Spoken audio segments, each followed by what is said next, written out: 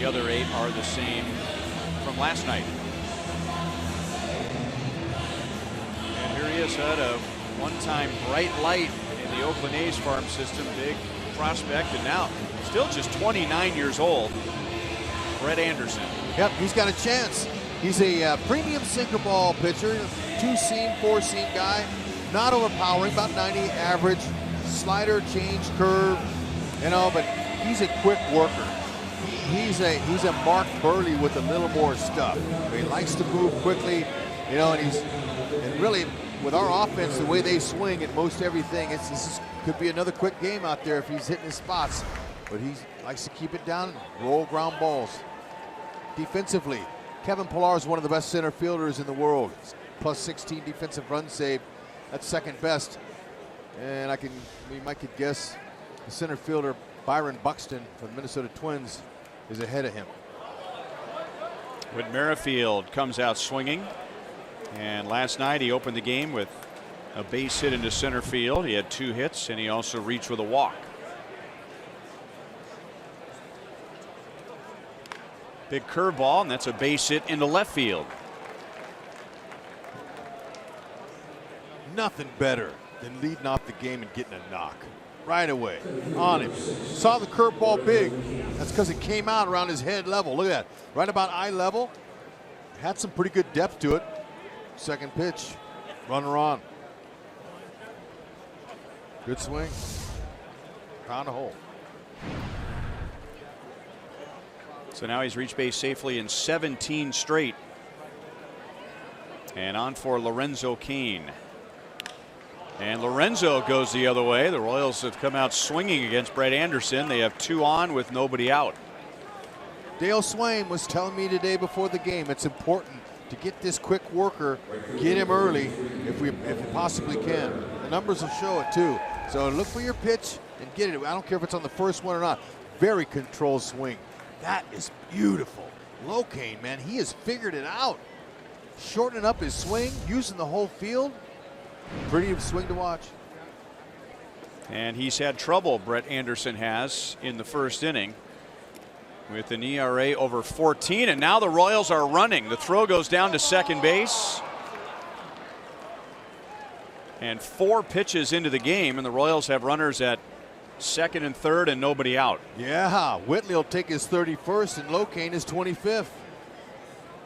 Pedal to the metal. Work them. Exactly what you want to do. Now, look at Whitley was off 4 steps before Locane even took off. And Martin chose the right runner to throw to, but he couldn't make it to second.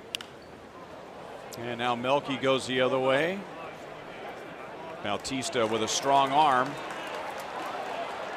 He threw that flat-footed. He really didn't get behind it and have a lot of forward momentum. So Merrifield scores, Cain goes to third, and the Royals lead 1-0.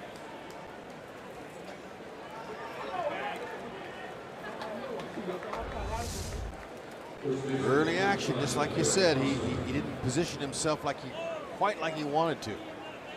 Throw was on the first base side of the plate. They had no chance. Good job by Locane, tagging up and moving up. Chance to score another run here soon. Less than 2.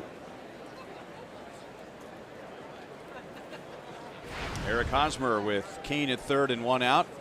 And as the Royals put the pressure on Anderson, now the Blue Jays defense will try and put the pressure on Hosmer. They will bring the infield in, and Hosmer hits it foul outside of third.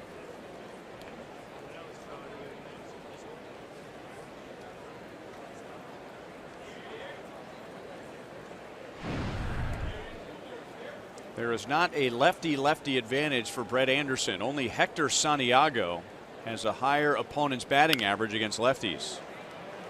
But he gets a one-hopper and takes care of Hosmer, and now Cain is at third with 2 down.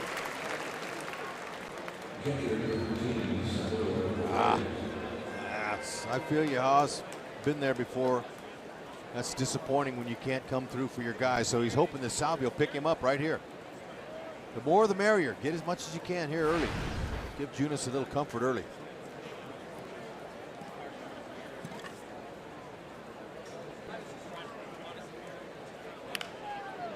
Again, swinging at the first pitch.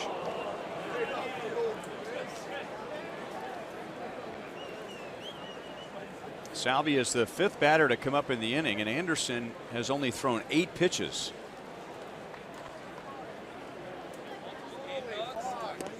Breaking ball. 0-2.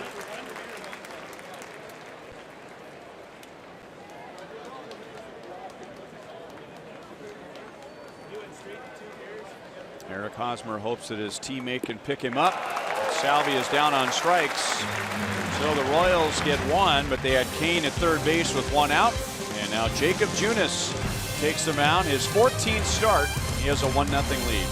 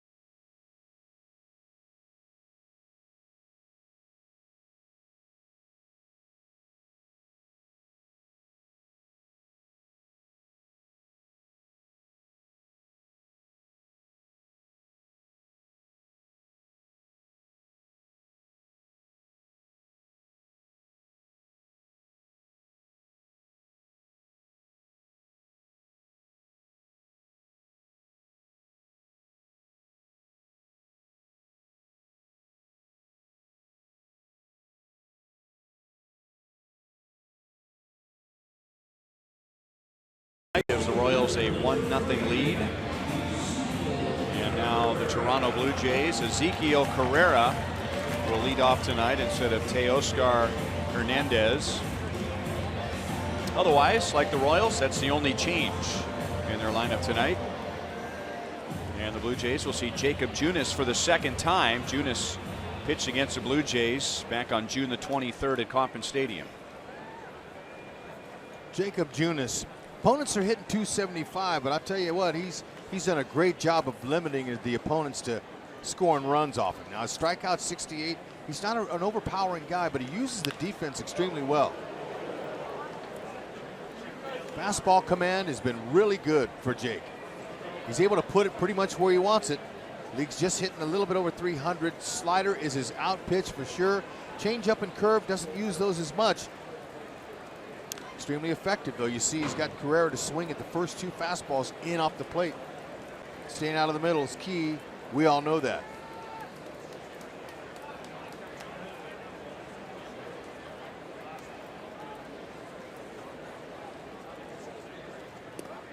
Got him with a slider, so Carrera comes out swinging. He fouls away 2 and now misses. And Junus has his first strikeout. Speaking of misses, this is a big one right here. Look at the break here. That ball just sunk. I mean, the bottom just fell out of it. Carrera's going, wow, what was that? Royals, forward around the horn. Royals defense, we see Lorenzo Cain out there, the 143rd start in center field. That's right. If Jake does miss up in the zone, he's got plenty of legs to track it down, that's for sure. Donaldson hits it high, but not very deep. 4 pitches, 2 outs.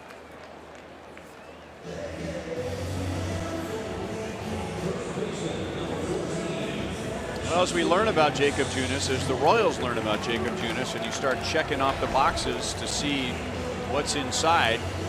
Thursday at Progressive Field, a playoff-like atmosphere, a sellout crowd. The Indians had won 22 in a row, and Junus handled it just fine. He gave up just 1 run in 5 2/3 innings, and he was in line to win that game, but the Indians rallied late.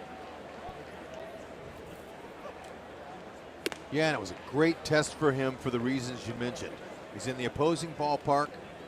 fans were rocking, and he was still the same guy, executing his pitches. The slider was breaking off the table.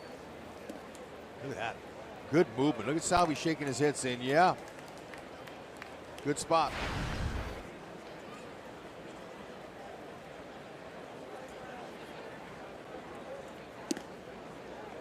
$3-0 on Justin Smoke, who has had a great year with career highs in just about every category, but he has slumped quite a bit in September. 3 balls and 1 strike.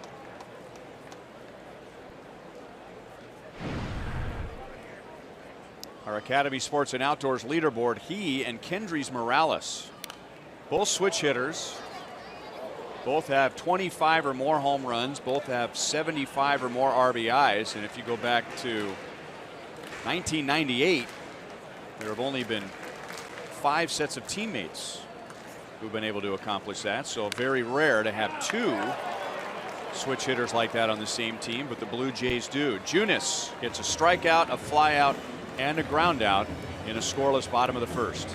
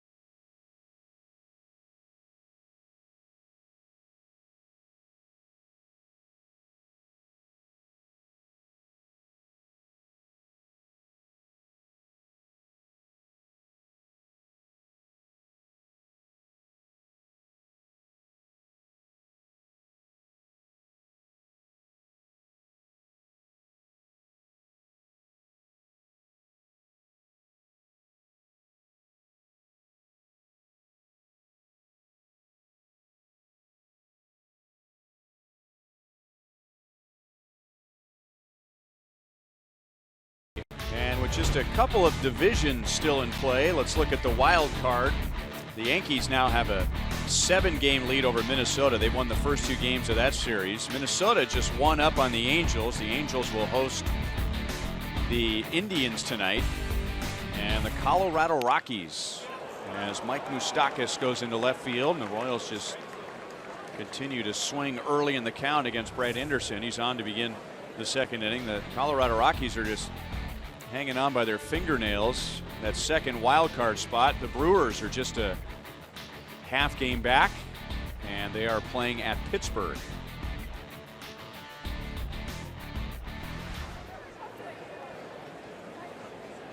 So Brett Anderson has now faced 6 hitters, HUD, and he's thrown 11 pitches. He has thrown 12 pitches to 7 hitters. Bonifacio hits it to the wall. Mike Moustakas will go first to third, and for the 2nd straight inning, the Royals have runners at 2nd and 3rd and nobody out. I like it. They're forcing Anderson and Martin, his catching buddy, to change up their pitches. They're gonna. You better stop throwing that heater. They're gonna keep jumping on it. That's 91 elevated. That's a good hitting pitch. Bonifacio's on it.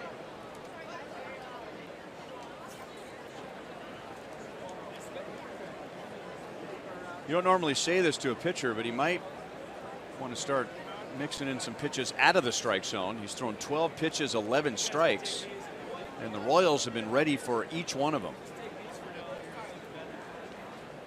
So he says chase that one, and Escobar won't go for it. Ball 1. He wanted to, though. If you saw him But this is a good opportunity here for Eske to shoot that ball to right field on a pitch that's out over that plate. Move him over and get him in. Back with another changeup. Royals had second and third, nobody out in the first. Melky Cabrera hit a sac fly to score Merrifield, and then Kane was at third with one out, but Anderson got out of that with a ground ball and a strikeout. Escobar hits it a mile. Wow. It's not typically his territory, but he turned on a fastball, but it was never fair. And it's 1-2.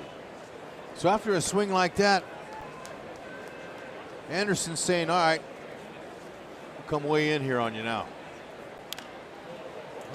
Perfect swing for that breaking ball. Eske's locked in. You know, he hasn't taken a bad swing in a long time. And that's because he's getting his pitch and he's not over anxious. But he's taken great batting practices before games. Focusing on the middle of the field. Every once in a while he'll drive one out of the park. Look at that borderline pitch he laid off of. Nice spot. Yeah, and Eske's saying, yeah, that's right. I only swing at my pitch. He, of all the Royals, has the biggest spike in batting average when you put a runner in scoring position. 45 points better, and another foul ball. Work that opposite field.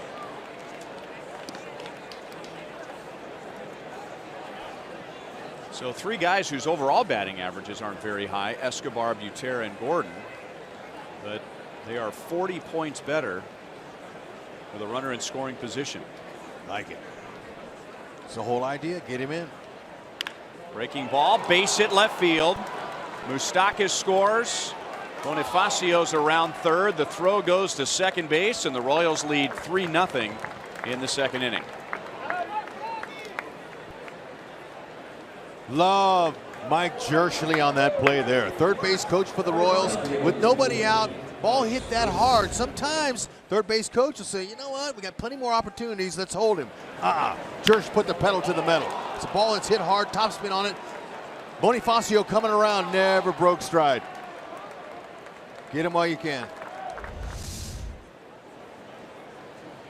RBI number 50 for Alcides Escobar, and now Alex Gordon with the element of surprise. That's a foul ball called by home plate umpire Mark Wegner. Alex figuring with Anderson maybe being a little gun shy with all the line drives would surprise him in the defense with a bunt. Our Kubota power stats. When he hit it, it was just home run number 8 for him, but it was home run 5,694 this year. And that is a major league record for a single season. And by the time the night was over, it was 5,707. There's the baseball that will head to Cooperstown. The most home runs in one major league regular season have been hit this year. Pretty and impressive. We still have about 2 weeks to go. It's impressive. He happened to hit the one, and it was a beautiful swing. He's been keeping his hands through the ball. I mean, so well lately. Great to see him finishing strong.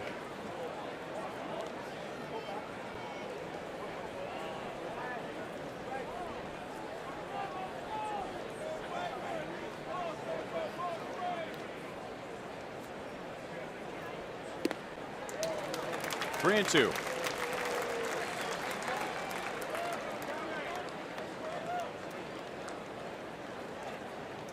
And they're already working in the Blue Jays bullpen. Luis Santos warms up as Alex fouls it away. Brett Anderson was on the disabled list twice in 2010. On in 2011, 2012, 2013, twice in 2014, twice in 2016, and twice this year with low back and left knee problems. And now Alex is on with a walk, and the first 4 have reached in the second inning.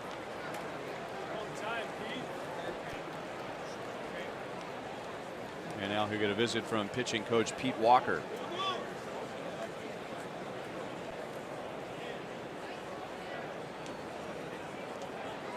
Yeah, better do something.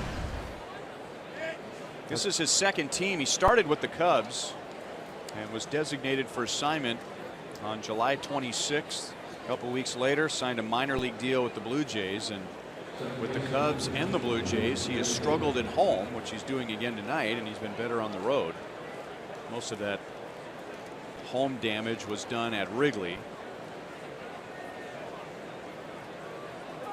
He gave up a run in the first. He's given up 2 in the second without recording an out. And now fastball strike to Whit Merrifield. He singled to left, ended up stealing third, and scored on Cabrera's sac fly.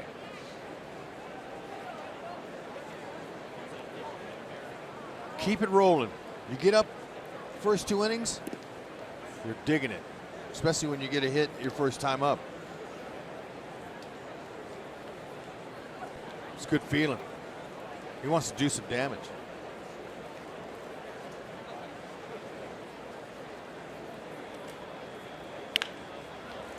Off of Donaldson's glove, so that slows the ground ball down and makes it easy for Escobar to score. It is 4-0 Royals. Witt is 2 for 2, and there's still nobody out in the second inning. The Royals are due for a nice little run like this. Get some runs early, blow somebody out one time, and it looks like they're heading that direction. Now, you never know. The game's awfully early, but you're right. Donaldson slowed that ball down just enough to ask he didn't have to slide in there at home. Beautiful job. I was listening to my favorite show every night, Price Chopper Royals Live with Joel and Monty. And Monty was saying, you know, Joel, I think we're due for a blowout. We need to blow somebody out. So I don't know if he exactly called that or not, but so far so good. Lorenzo Cain swings at the first pitch, and that's the first out. He is 1 for 2.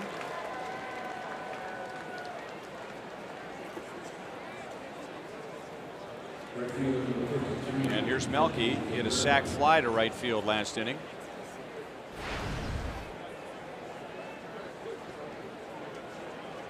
Anderson has thrown 30 pitches, 22 strikes, which sounds good, but the Royals are right on him tonight.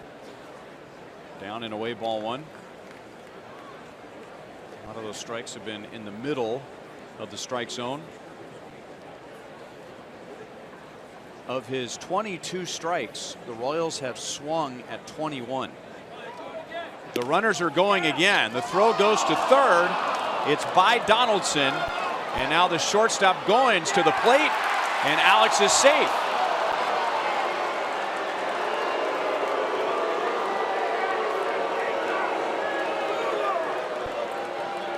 Absolutely love this Royals team I'm seeing tonight. Oh man, they are going pedal to the metal. Exciting. Alex ripping him off. Like Russell Martin, how he backed out of home and threw down there, but wasn't in time. Just got off of his glove. His foot got there before the tag did, I'm sure. That left foot, way to get it down. Lots of times when a guy slides like that, that left foot, that lead foot will stay up in the air. It'll go over the plate. Alex got it.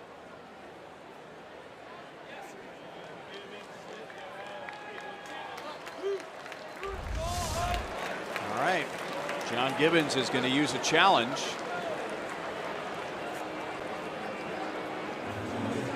You heard it. Bud said he's sure. That's right. But anyway, I liked Russell Martin when he backed out of there to throw. Fancy footwork. Because, you know, batter's right-handed. He's got to get around him to throw. You can tell he's a veteran catcher that can throw guys out. But here it was. Good play out there by Ryan Goins, too, to make that off-balance throw. Perfect throw, but I'm just not so sure it's enough to overturn it. That left foot of Alex has caught the plate. I might be wrong. I've been wrong before. Boy, it's close.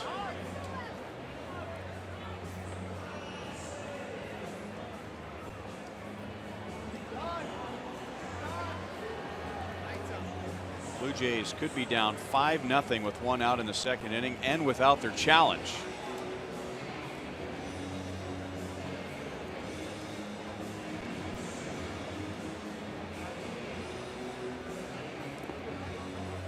The Blue Jays this year have challenged 44 times before tonight,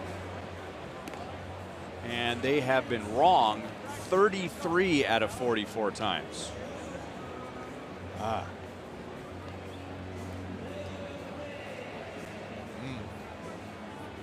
didn't sound very good.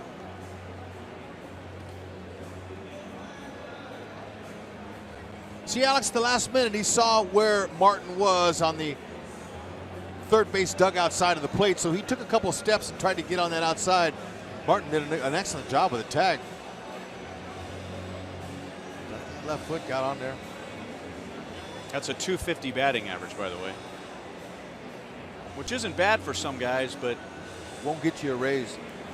Not so good when you are in charge of challenges, and now they have been incorrect 34 out of 45 times. So it's a base hit, or rather a stolen base and an error 2. Ding, ding, ding. Way so to go, another Alex. double steal. The Royals have a double steal in the first and second innings. Fantastic, man. That's exciting brand of ball. Good to see him breaking out that team speed. 3-0.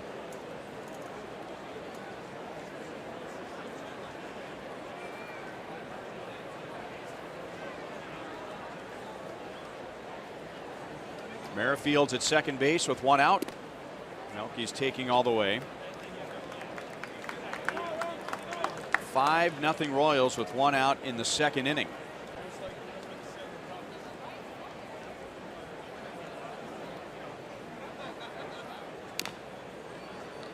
Three and 2. All right, I want to teach the young catchers out there how to do it. Now watch Martin. You see that, how he stepped in back of the right-handed batter's box so he can clear himself. Watch this. See the nifty footwork? Now Melky doesn't have to duck. If you're in the batter's box, you do not have to duck and get out of the way. I used to stand up on purpose and then make him throw over me. If he wants to hit me in the helmet, that's okay, but my guys are going to get over there. But that was a nice footwork by Martin. I like to see that. He's a veteran guy. Most guys who are married with children would prefer not to get hit in the helmet by a throw. Look, I'm not going to make it easy on my opponent at all. But some guys do. Now Pete, I think Pete, he'd be proud. He's probably telling Drew, you see how that fancy footwork he just used? Melky walks. And that's the second of the inning for Anderson. Boy, the Royals got me a little fired up tonight. I like the way they're running. Attacking. Gibbons is telling himself right there, nah, I've seen these guys play this way before.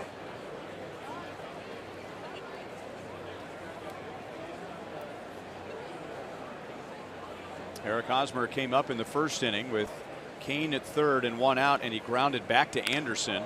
And now he hits it into left center field, and that's down and up against the top of the wall.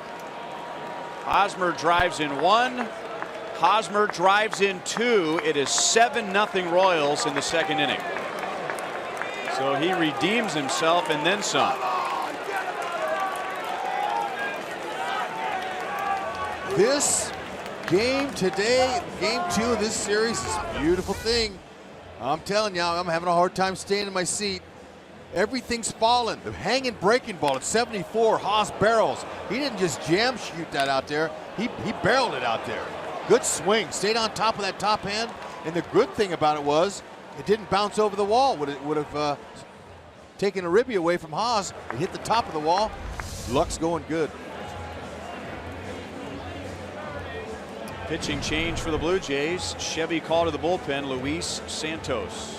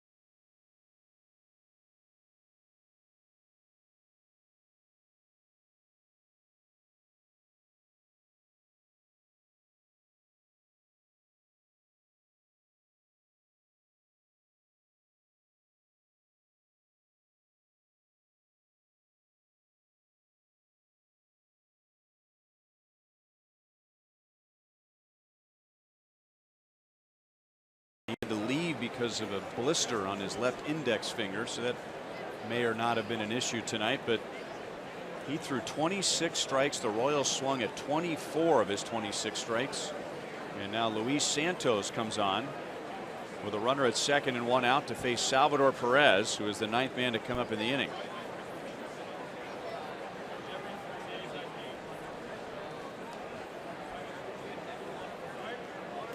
Ooh, look at that arm angle. That's an interesting angle there. That ball had some good run in on Salvi. Salvi tonight swinging at everything. Anderson's going, man, you know what? Those guys, they mop me up. Last year, the Blue Jays had the lowest starters ERA in the American League. They have been middle of the pack this year. But that was a key for them. And their offense, which has been very dangerous over the past 3 or 4 years, wasn't as much, but the pitching picked them up. They had the most quality starts, lowest ERA, most innings thrown as a rotation last year. Not the same this year. And like the Royals, they've had their share of injuries to the starting rotation. Salvi chops that foul wide of third base.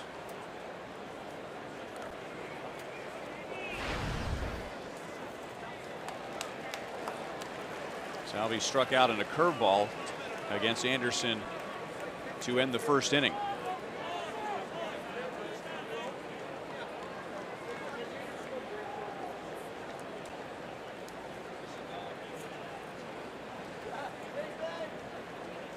Fastball, slider. Got to change. Gonna try to break something off the plate. Ooh. That ball is crushed deep to left field, into the seats for a 2-run home run. And the Royals lead is 9-0 in the second inning. And Salvador Perez adds to his Royals record. That is his 26th home run of the year, 23 of which have been in the lineup as a catcher, breaking his own record from last year. Oh man, it just they can't stop it. That ball, the first one was up in the zone. This one here, and right on his barrel. Oh, you could tell immediately it had that launch angle, that trajectory, everything. The Royals continue the payback. They've had a hard time up in this ballpark here for the last several years.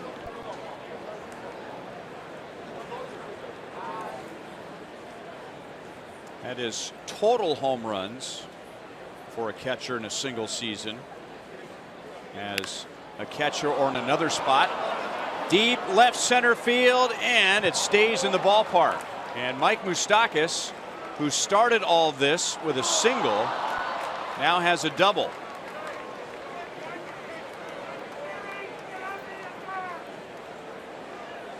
That's his second hit of the inning. There's only one out. And I thought here in this ballpark that might have a chance. Just 375 in the alleys here. I thought it might have a chance. Moose is getting better. He's getting closer. That's in the upper part of the zone at 92. Hit the base of the wall. Didn't get a great jump out of the batter's box. Now, had they not cut that ball, I think they might have thrown him out, but Moose will take it.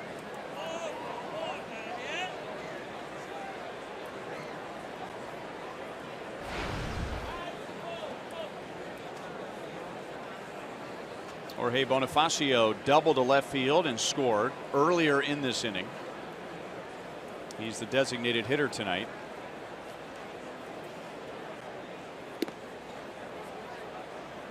Fastball strike over the outside. Whit Merrifield has scored twice. Eric Hosmer has driven in 2, and Salvador Perez has driven in 2.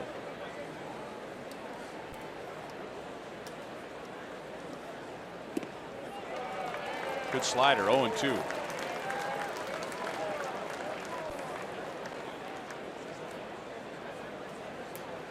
Look at Moose, got his uniform dirty.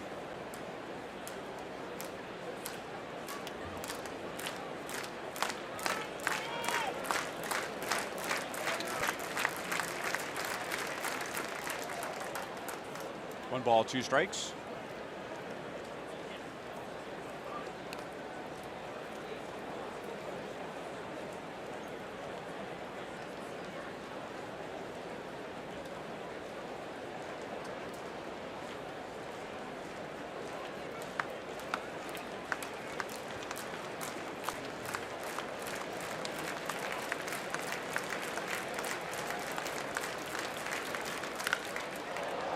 Very high to center field.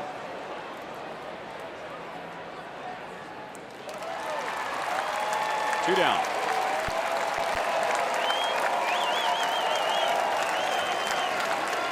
Sarcastic round of applause from the fans here tonight as the Royals have scored 8 in the second inning. Nice to do it to somebody sometime instead of us, the ones getting beat up like that early. Very nice. Sit back and watch these boys swing the bat. Escobar drove in 2 earlier in the inning and then scored a run.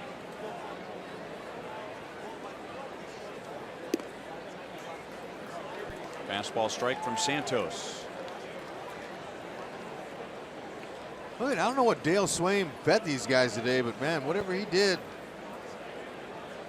it's a beautiful thing to see him not missing.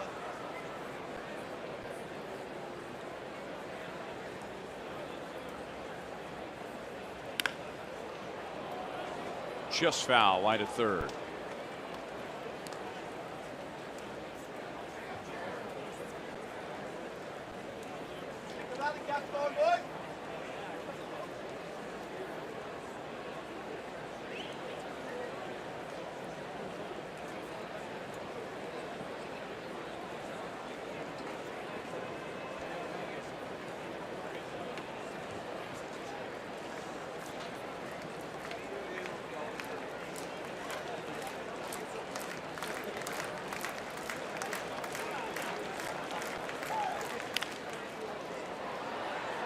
Still 0-2. Royals scored 14 runs in the first 5 games of this road trip. And now they have 9 in the first 2 innings tonight.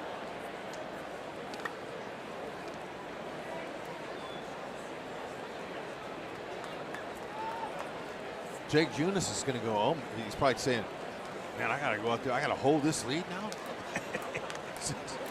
No problem.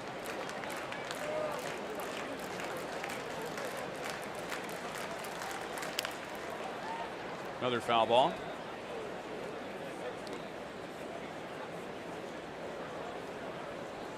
I don't believe Junus has had a lead like this ever.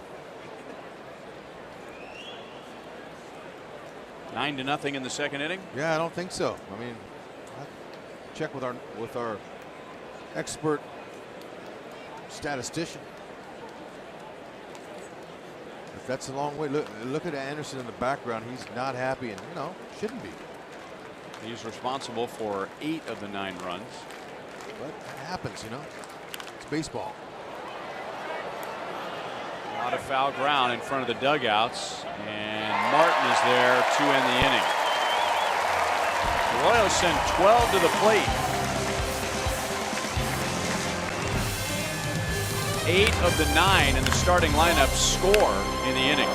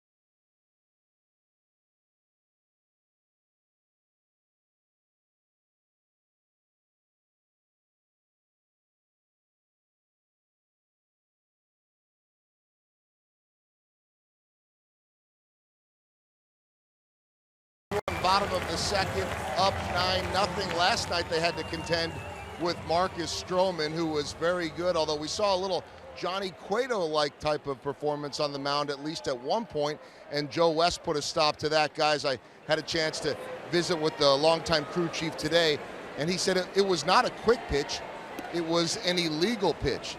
He said he started, he stopped, and he started again. He said you could start, but once you stop, you've got to be done. Step off the mound, whatever it might take. I've got that if nobody wants it. It is in the foul play. And come on, Joel. now. Goalie. Get that. No, I'm more interested in the report. It was a weak Blood effort. Hosmer, I know. There's no effort whatsoever. That's okay. This report's good. Stay hot. All right, let's get back to that then. But if there was someone on base, it would have been a balk. And we didn't see it because it didn't show on the scoreboard. He did actually issue a ball for that illegal pitch. John Gibbons said to him, he's been doing that all year. And Joe West, who confirmed this, said, I haven't been here all year. Doesn't make it right if he's been doing it all year. Thank you, Joel. Yeah, I thought that's what had happened last night, but we were looking at the scoreboard. It never changed. We never saw Joe West turn to the press box. There he was. That's all he did was just point. And didn't throw his hands in the air, didn't motion that a ball was added to the count for an illegal pitch.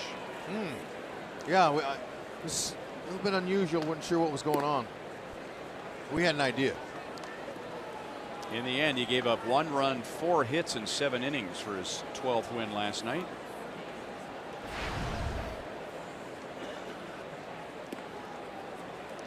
Two and on Kendrys Morales.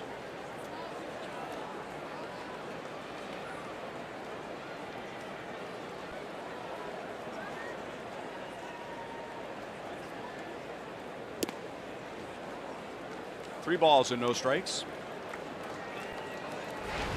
Morales was 1 for 3 last night. 27 home runs, 80 driven in his first year with the Blue Jays. He is on with a 1-out walk.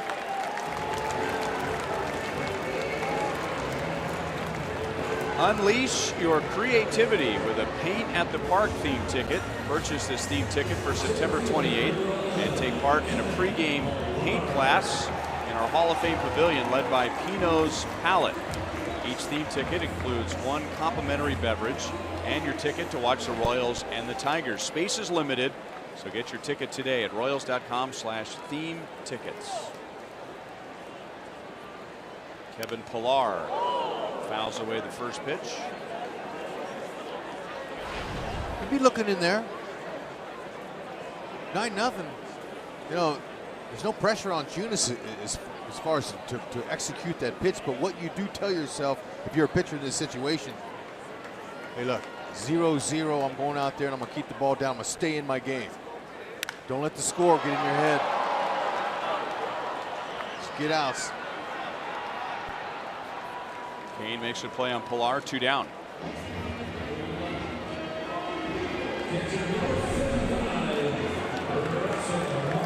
Jacob Junus, this is beyond his years. His strikeout to walk ratio.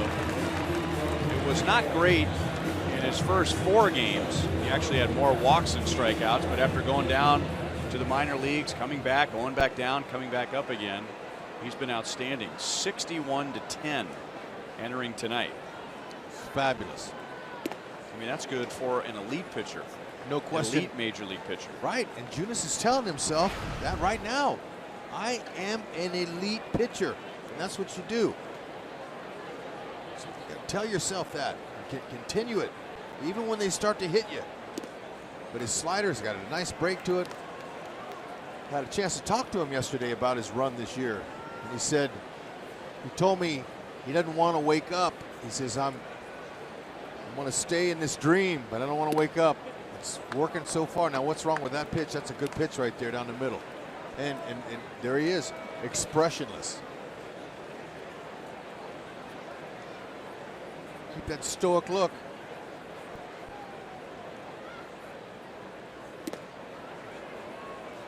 That one was called a strike, which looked like the same location. Huh.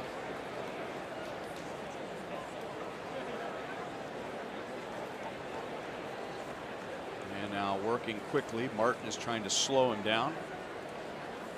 Let's see how he handles his slider. Ooh. 3-2.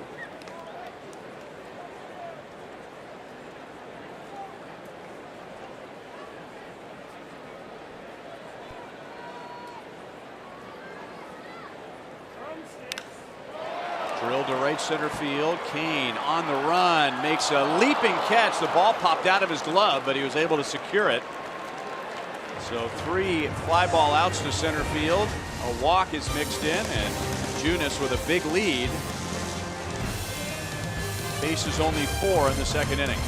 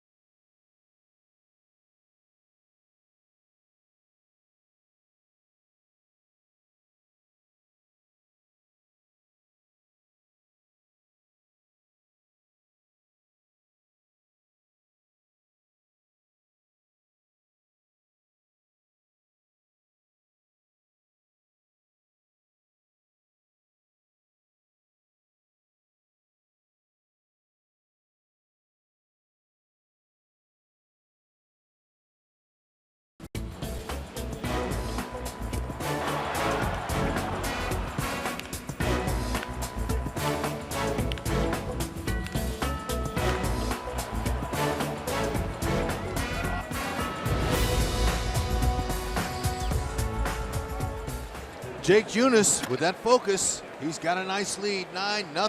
Royals are romping here up in Toronto. Just a reminder as you enjoy Colwyn to look forward to Miller Time later in tonight's game.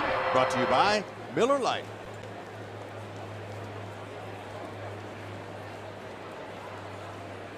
Alex Gordon leads off. He walked and scored in the 8-run second inning.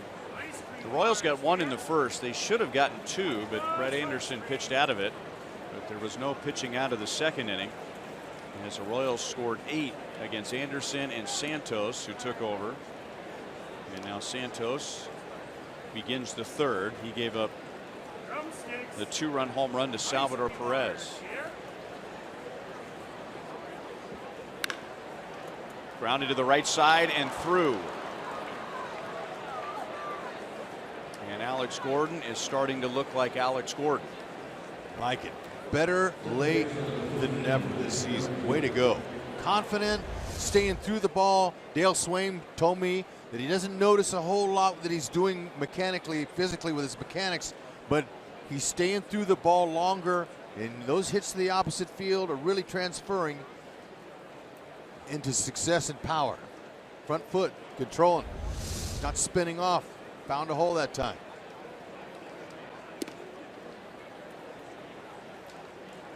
Fastball strike on Whit Merrifield, who bats for the 3rd time in 3 innings. He singled, stole a base, and scored in the first inning. Singled, drove in a run, stole a base, and scored a run in the second inning. 1 ball and 1 strike. Santos spent some time in the Royals organization. He was first signed by the Pirates in 2011, was traded to the Royals after the 2012 season. It's been a couple of years. 13 and 14 in the Royals minor leagues.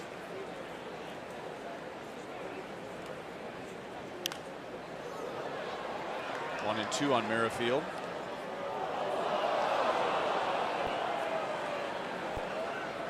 Santos has good fastball, anywhere from 90 to 95. He's got some good life to it, but Royals, as hot as they are, they're not missing it.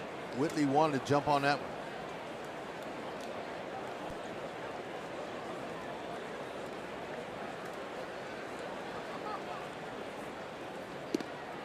Good breaking ball. One down.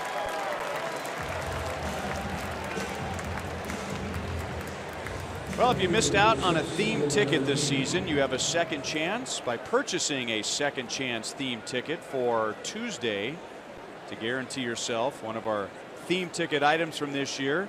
Get your pick from the remaining inventory. Items will be available for redemption on a first come first served basis. And to see what items are available and to purchase tickets, go to Royals.com/theme tickets. Kane foul past Mike Jershely.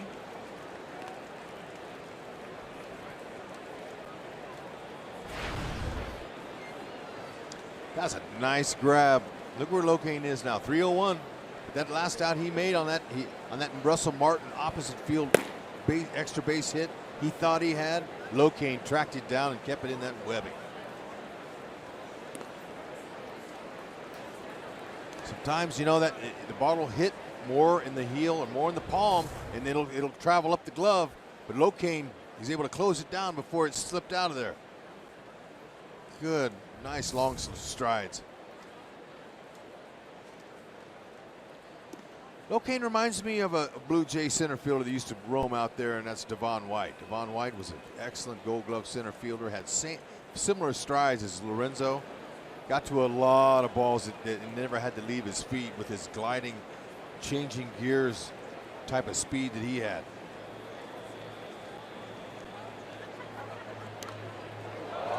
Two and two.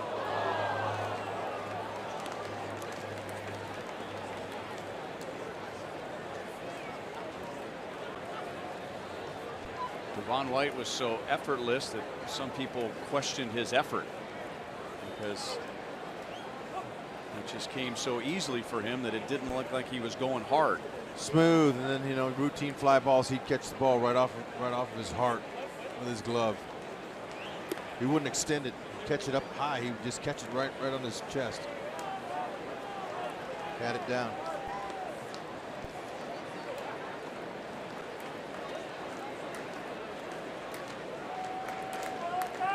One time they had a solid outfield. They had Barfield out there, Jesse Barfield.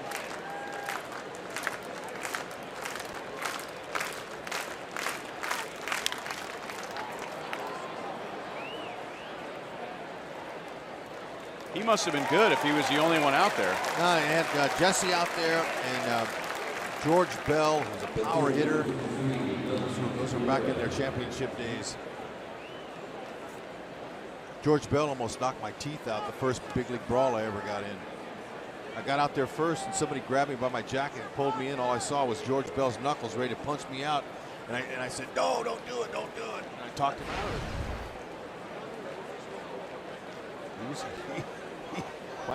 My teeth were about gone.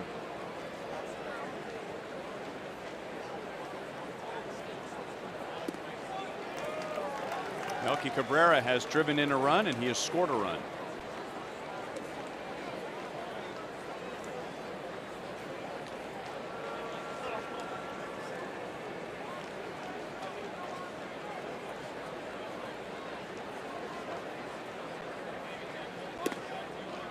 One ball, one strike. The Royals scored 8 in the second inning.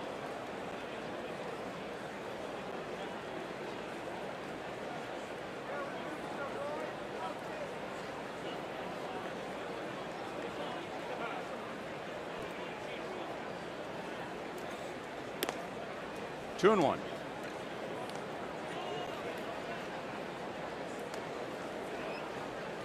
Santos came on in the second inning. Brett Anderson went just an inning and a third.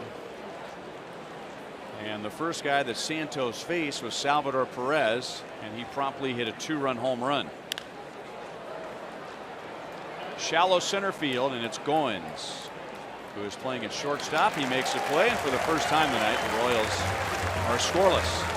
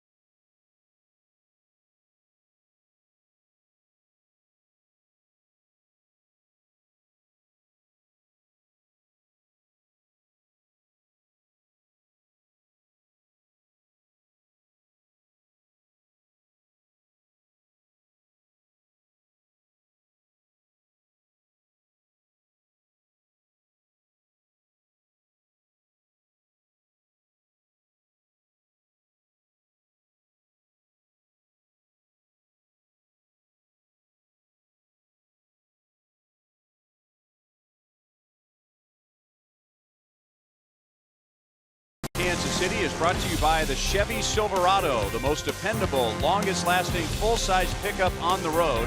Find yours at your local Mid-America Chevy dealer. By the Missouri Lottery, every ticket played gives back to Missouri schools. So play it forward with the Missouri Lottery. And by Ford, going further so you can.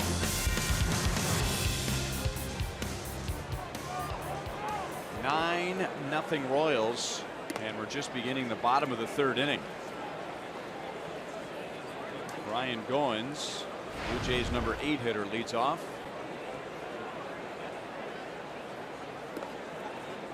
One ball, one strike. Not much stress, if any at all, in the Royals dugout for now, as Ned Yost has a huge lead.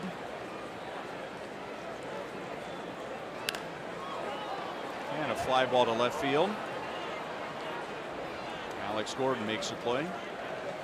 One of the pitchers that Junus admires and likes to watch is Corey Kluber, who started for the Indians on Sunday. And we've made the comparison about Kluber and Junus's mound presence, the way they carry themselves. Kluber clearly is ahead of Junus as far as numbers and experience, but you know, watching them, they're deliveries are the same. The way they stand on the mound is the same. The way they work quickly is the same. The way that they just lock in on home plate and don't seem to be distracted by anything that's going on around them is the same. Barney hits it right to Lorenzo Cain, who's been a busy guy tonight. 2 down. Yeah, and you know, I liked it. If the tape would have gone further, I even like how they cheer for their teammates to say it. I saw that tape earlier.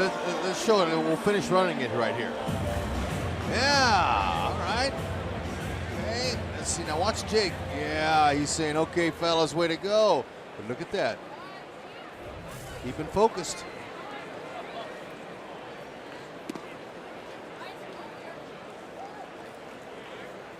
Towards the end of a good dream and don't want to wake up. And if you really want to dream, as our late colleague Fred White used to say,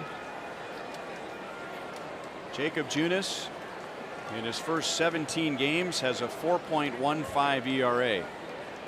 Corey Kluber in his first 17 games had a 5.10 ERA. Nice little tidbit. I like that. He has struck out Carrera twice. So 3 scoreless innings for Junus, and at the end of 3, the Royals lead 9-0.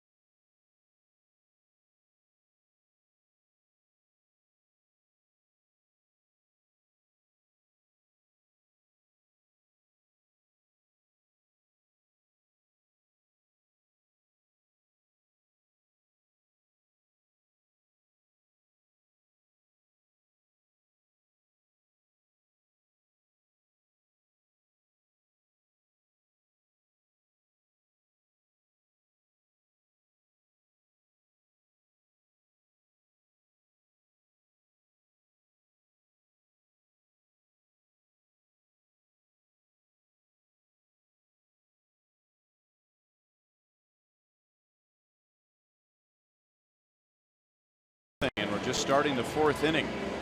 The Red Cross depends on financial donations to be able to provide disaster relief immediately. Help people affected by the recent hurricanes by visiting redcross.org or texting the word Red Cross to 90999 to make a $10 donation.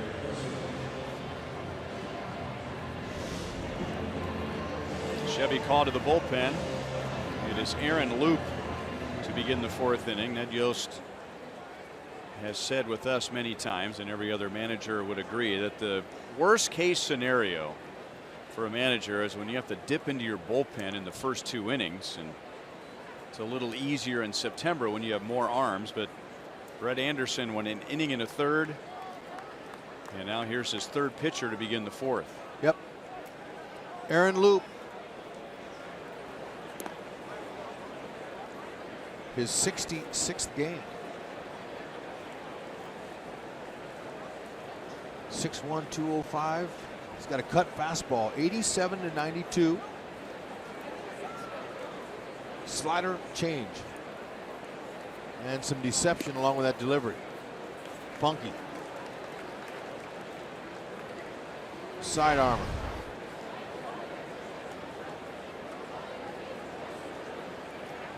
Haas got his elbow pad fixed. Remember last night we were talking about that the bigger pad he had on? Deep short. Goins. Just in time. Good hustle, little better play. It's all about the release. Catch it, get rid of it. With a little bit of trajectory, that's rid and troll.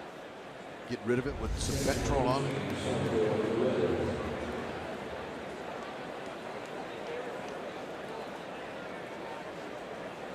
Now Salvador Perez.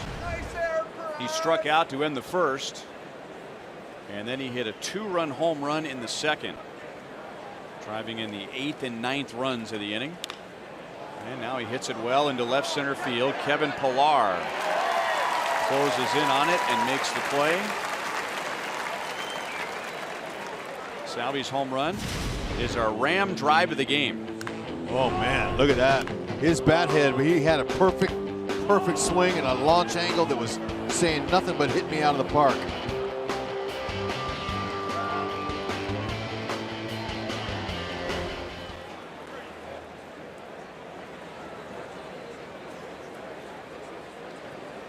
Here's Mike Moustakas with 2 down. Across the knees for a strike. Moustakas had 2 hits in that 8-run second inning. He started the inning with a single, and when he batted the second time, there was only 1 out, and he doubled. The last cycle hit by a Royal was here in 1990 by George Brett. The triple is going to be a challenge for Mike Moustakas, as it is anybody else, and especially with his sore right knee.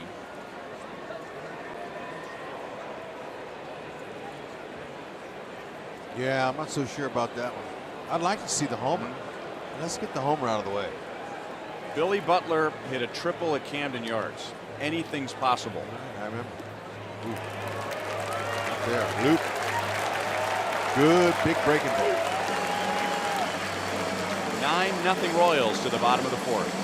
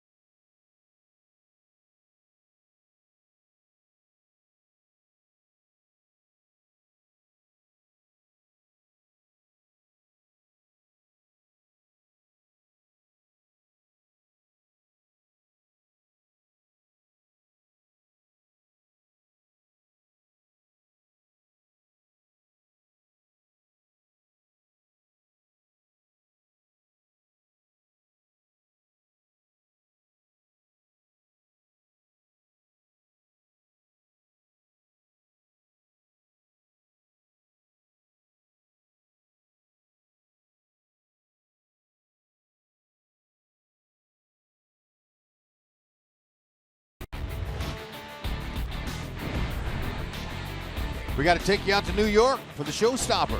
Aaron Judge again. Bartolo Colon tried to sneak a piece of cheese by the Judge. Couldn't happen. Look at that. 45th home run. One of 3 rookies all time. 100, 100, 100. Wow. Hey, you got to throw in another little extra stat as you see the American League East standings. Also, Judge has struck out 199 times. That ties for a rookie record. He's having some kind of season.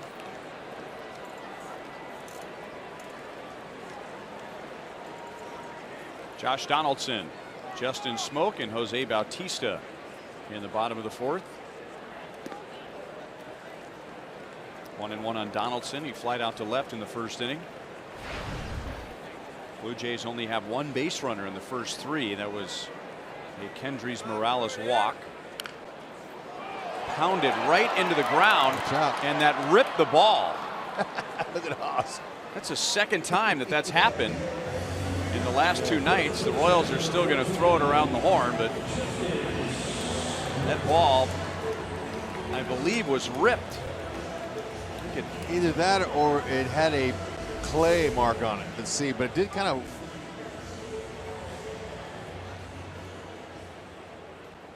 Yeah, this big clay. Oh, okay. Yeah, big clay mark. Maybe, what was it, Bautista last night? Hit a foul ball that burst at the seams, literally. Right. Those cup bats, the bats that have, you know, they're hollowed out at the end. They're the one that cut the baseballs open.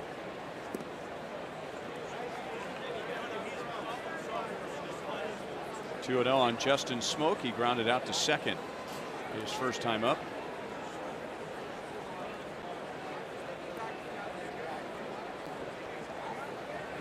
(3-0).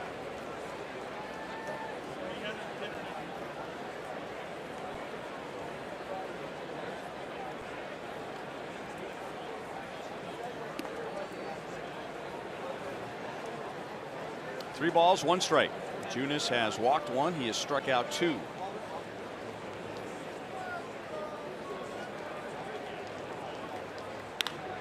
Challenged him with a fastball, and Melky Cabrera is there on the edge of the track. So no harm done, especially with a 9-0 lead. Junus just challenged Smoke, and there are 2 down. Other news from around the big leagues, our University of Kansas Health System injury report update.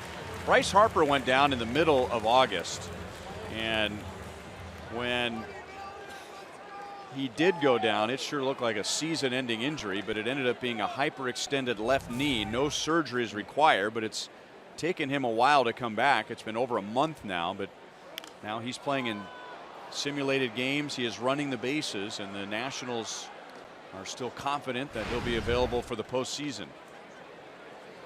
But that was an ugly injury when he went down, slipping on a wet base. Yep. I remember it was one of those, I don't think I want to see it again. But I bet he learned something from that. He stepped on the top part of the base. He didn't get the front part of the base. That's what allowed him to slip off the bag. So you know how we always talk about hitting the front part of that base like that. He hit right on top of it and he slipped. Chopped out to Escobar, and that's the inning. Junus has set down the last 8. 9-0 Royals at the end of 4.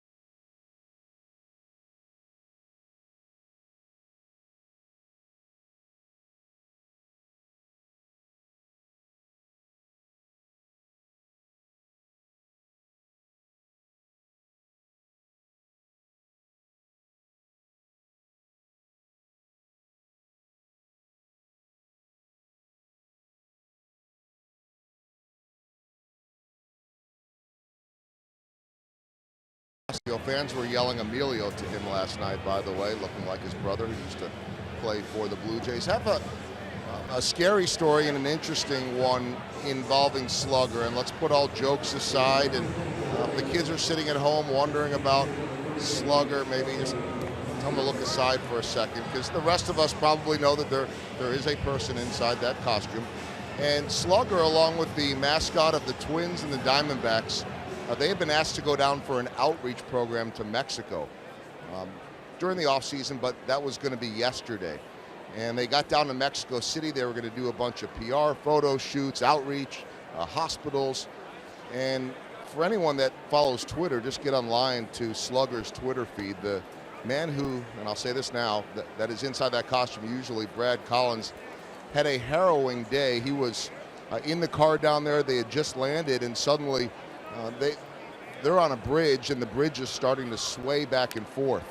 They see a building collapse near them. He was right there, a first-hand witness to the massive earthquake that tragically killed so many in Mexico City, and is still having that whole city and beyond searching for lost lives. And so he was down there along with some of the others to do some charitable work. Needless to say, he was there and witnessed all of it. Very scary experience. Spotty cell phone coverage from what I'm told by the Royals, but that he has been on his way back home, may be there already. Obviously, they didn't end up doing the work that they thought. But here was Brad representing the Royals and slugger in Major League Baseball, just thinking he was going down to Mexico City to spread the love of baseball, and ended up being right in the middle of a very scary earthquake. So we wish Brad well, and certainly our thoughts with so many folks down there in Mexico. Big earthquake too. Over 7 on the Richter scale. And for those of us who grew up in earthquake territory, that's a big one.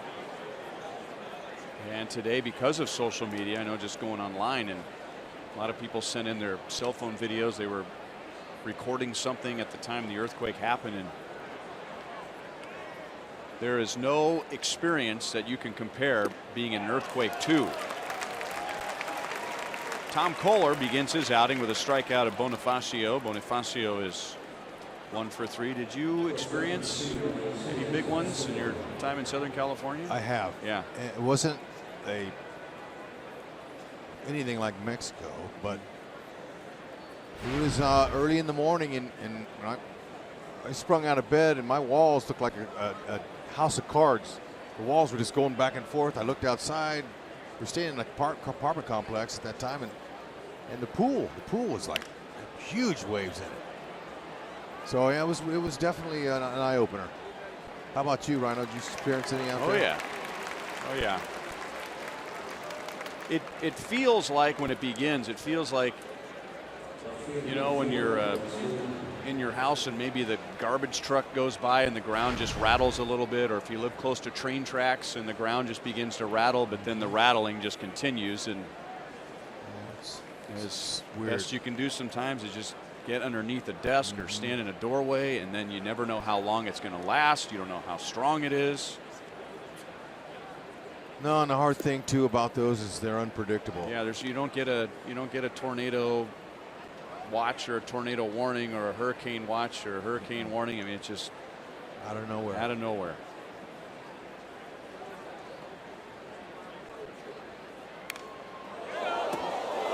Alex put a good swing on a fastball. 1 ball, 1 strike. Alex walked, stole a base, and scored in the 8-run second inning. And he's also singled to right.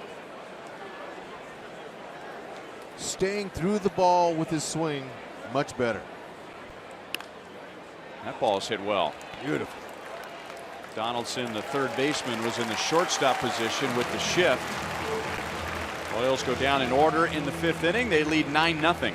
Hit it hard. That's all you can do.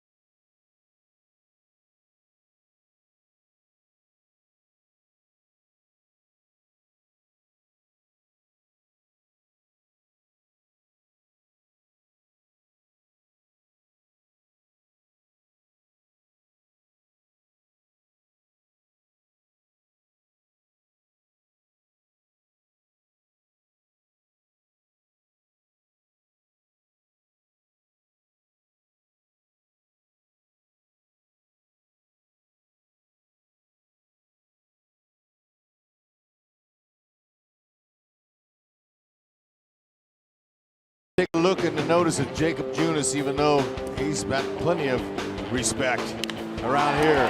He's dealing, using his defense, staying in the middle. Of course, when you get 9 runs, you can throw balls down the middle. So you hit as far as you can. But when you got a defense like that, no need to worry. Look at Salvi, says, I got it.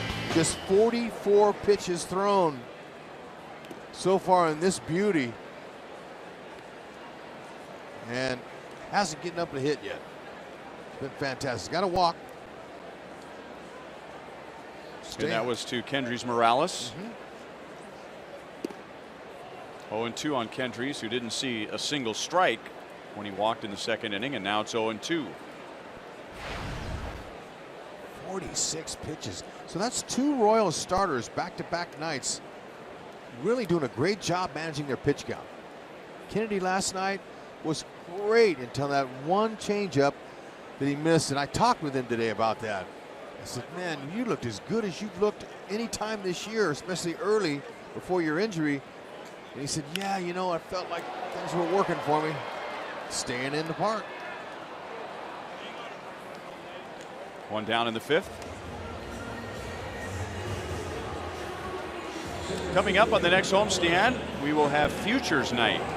That's prior to the game against Arizona on the 29th. Royals minor league pitchers and players of the year will participate in an autograph session inside Gate A, and then will be honored with an on-field presentation. Always a fun night at the ballpark to take a look at down the road.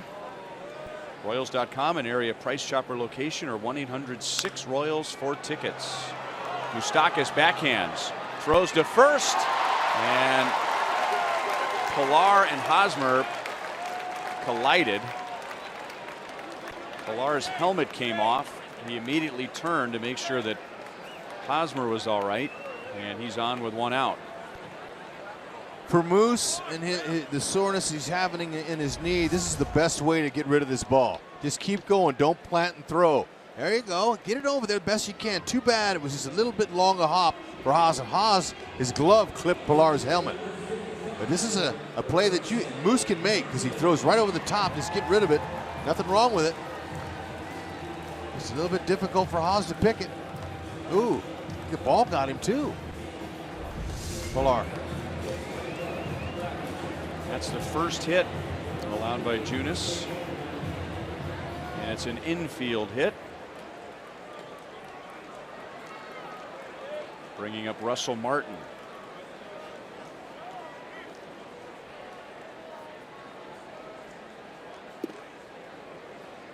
Slider for strike 1.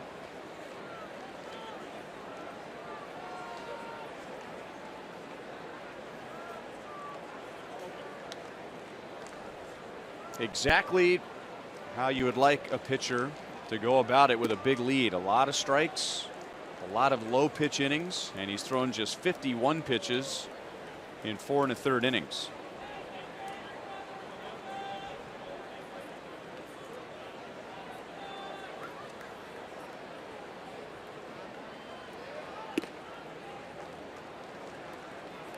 Junus is a 29th round pick. That was in 2011 out of Rock Falls, Illinois.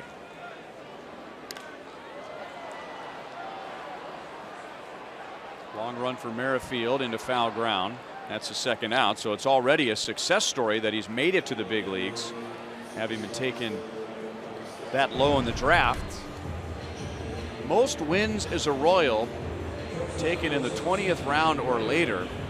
Paul Splittorff is the all-time wins leader in Royals history. He was a 25th round draft pick out of college in Iowa.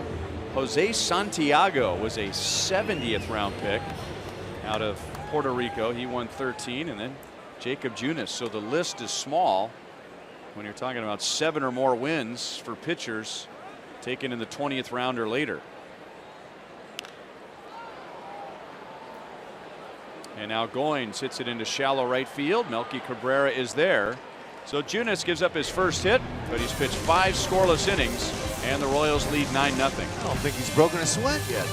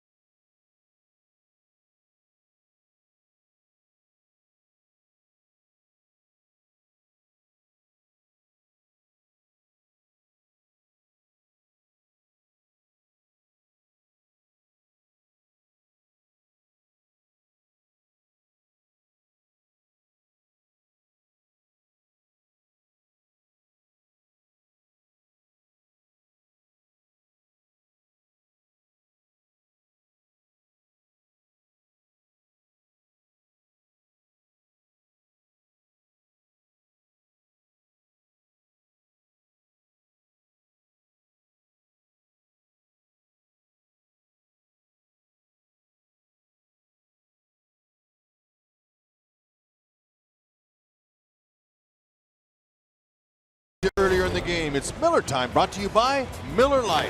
Oh, the frenzy hitting broke out on the Blue Jays. What a beautiful thing to see. And I love to hear the sound. Oh, especially that one. Oh, yeah, the fellas got after it.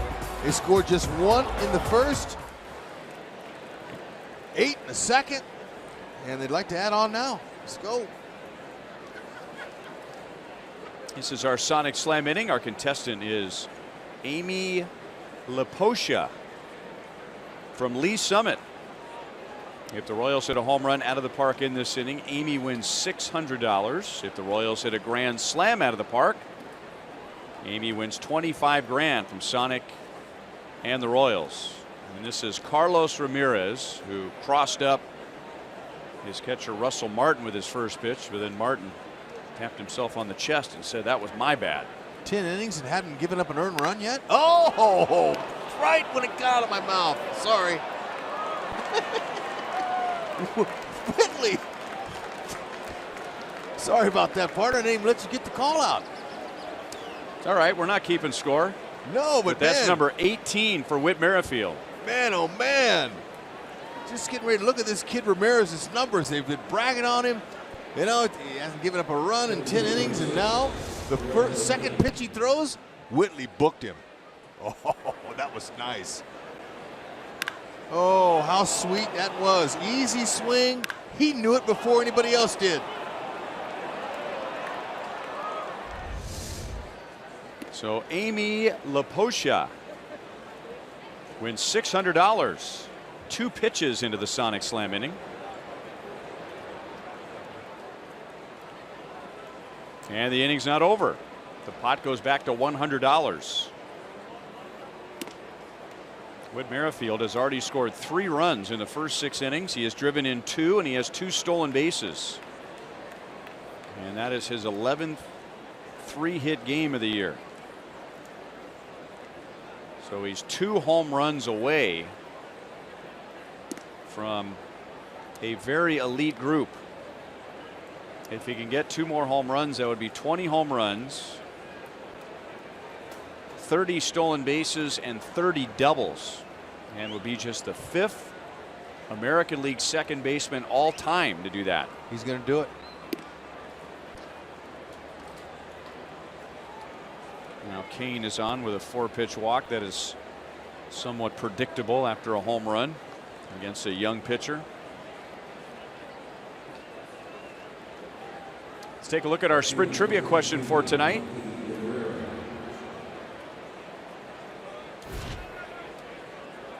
Name the American League home run leader in 2000. The American League home run champion in 2000. Melky Cabrera. That's in right center field. That'll get by Bautista. Kane is to third. Mike Jershely will send him to the plate. Melky Cabrera has driven in his second run. And the Royals lead 11-0 in the 6th inning.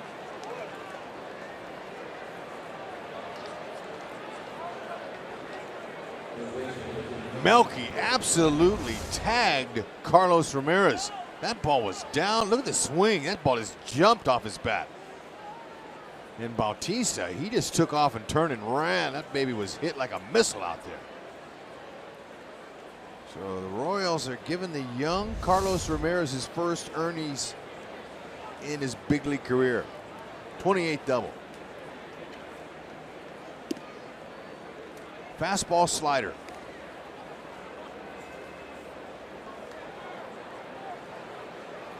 Nice to see them all relaxed in there, man. Way to go, fellas. Way to break it open early.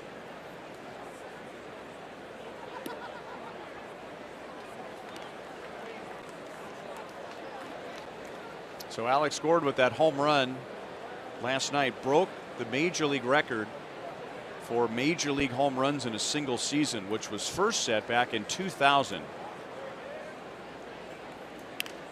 Fouled away by Hosmer. So the question is, who led the American League in that home run crazy year in 2000?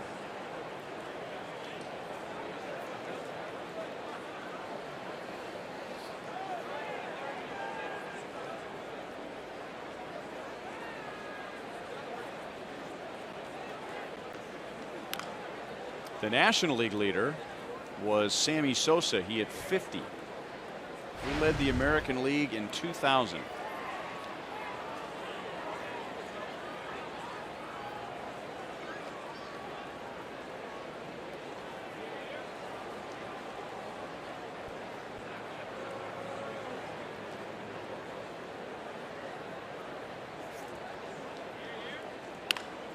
Hosmer back through the middle.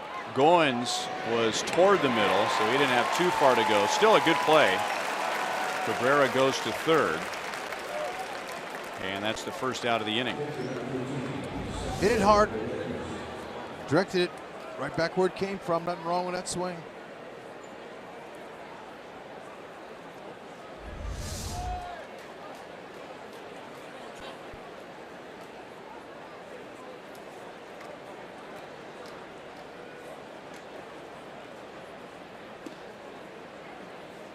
Strike on Salvador Perez. He drove in the 8th and 9th runs. Take that back. The 7th and the 8th runs in the 8-run second inning. That'll get a run home. Salvi is driven in 3. Melky comes down from third. The Royals lead 12-0 in the 6th inning.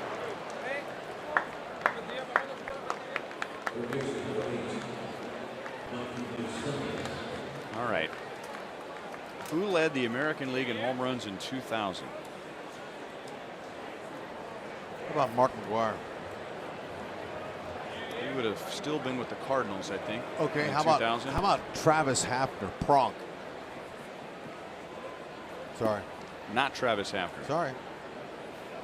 You don't need to apologize. I know. I'm just. My guesses always aren't the best. That wasn't Brady Anderson's magical year, was it? Nope. Okay. He had a monster year one year. Inside to Mike Moustakas.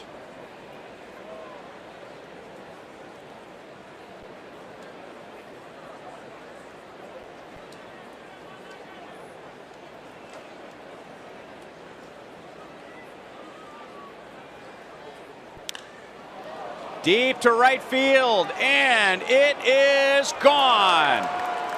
Mike Moustakas makes it official.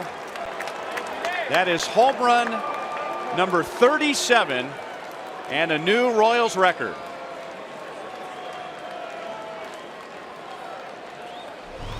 No moose calls north of the border?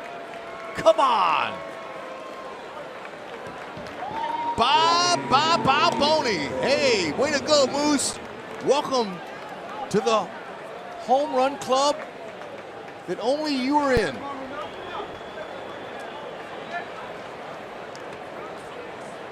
He had only one home run in his previous 28 games, one home run in his previous 94 at-bats.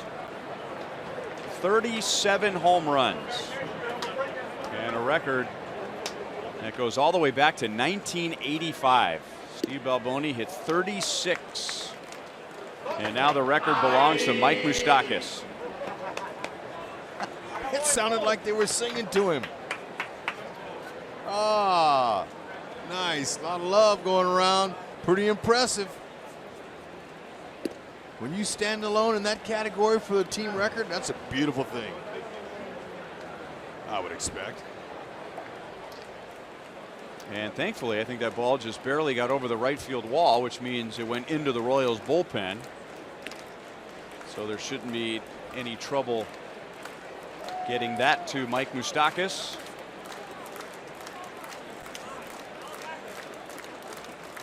There'll be a wise guy out there saying, hey, you know, Moose, I got it, but, you know, what do you got for me?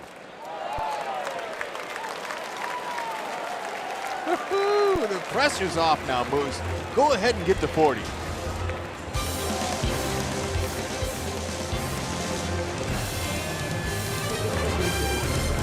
There it is.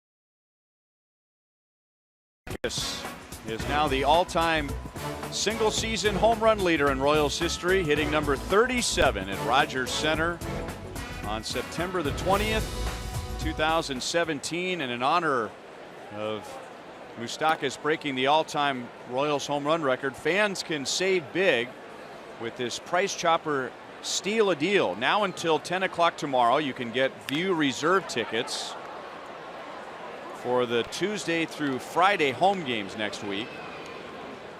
Escobar handles the pop-up from Darwin Barney. Tickets can be purchased at Price Chopper locations or at Royals.com using the coupon code HOMERUN.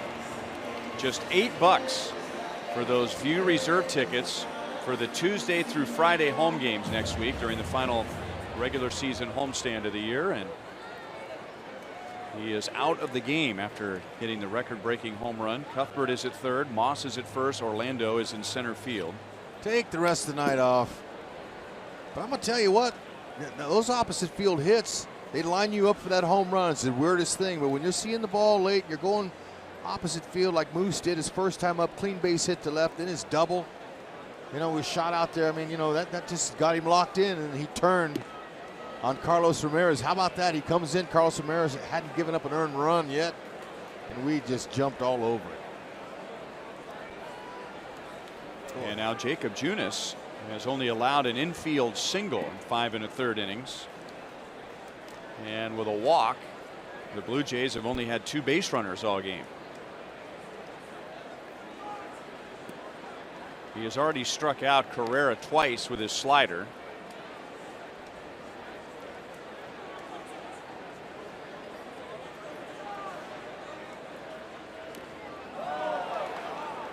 And now he has the hat trick against Junus. 2 down in the 6th. And those are the only 3 strikeouts that Junus has so far tonight. Nice changeup. On the outer part of the plate. Beautifully done. Yeah, good location.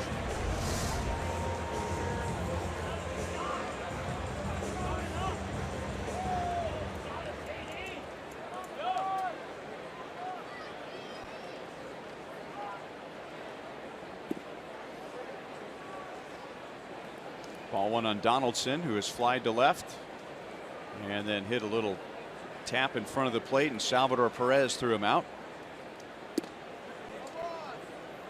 1 ball and 1 strike.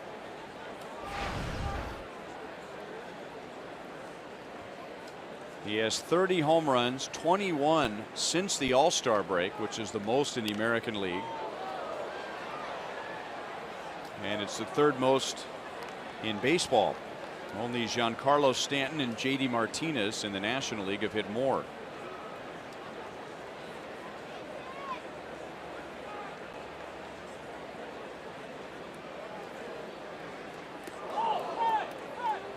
Did it nick him? Sounded like it.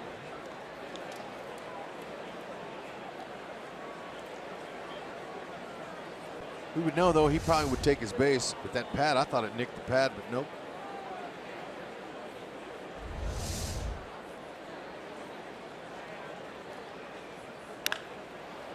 On the ground to Cuthbert. Over to Moss. 3 up, 3 down. We've played 6. Junus and the Royals lead 13-0. Go ahead, Jake.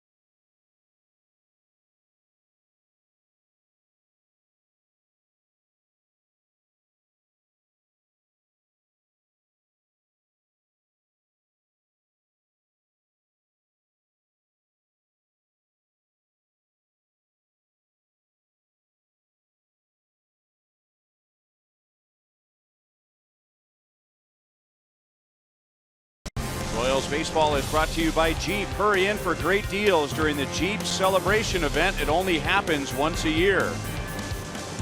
By Menards. Save big money at Menards on all your home improvement needs. And by Academy Sports and Outdoors. For all, for less. 13-0 Royals. They scored 1 in the first, 8 in the second, and 4 in the sixth, which included Mike Moustakas' record-breaking 37th home run of the year. Danny Barnes is already the 6th Blue Jays pitcher, and he'll take over in the 7th. Low to mid-90s fastball, slider, curve change. 6'1", 195. 27 years young.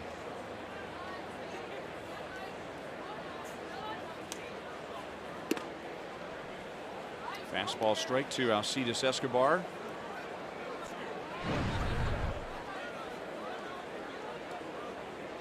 Most runs against the Blue Jays in 11 years, and the most in Toronto since '83, so before Steve Alboni's record. And that would have been at old Exhibition Stadium. Never played in a colder ballpark, even in the summer, for some reason.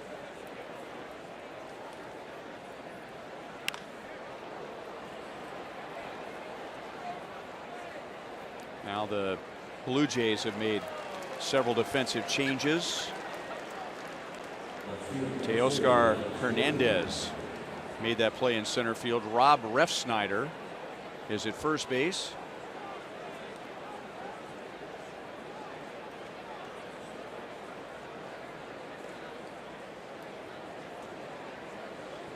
And that is Richard Urania at short.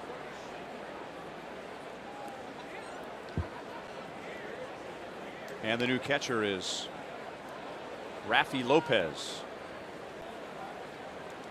So Lopez behind the plate. Urania is at short. Hernandez is in center. And Refsnyder is at first.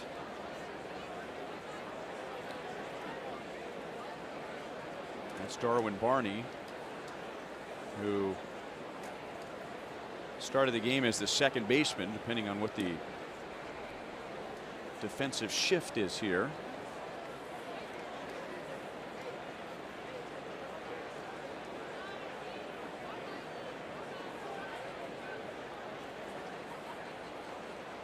Oh, maybe Urania is the third baseman, because Goins, now we'll see as they set themselves up for Whit Merrifield.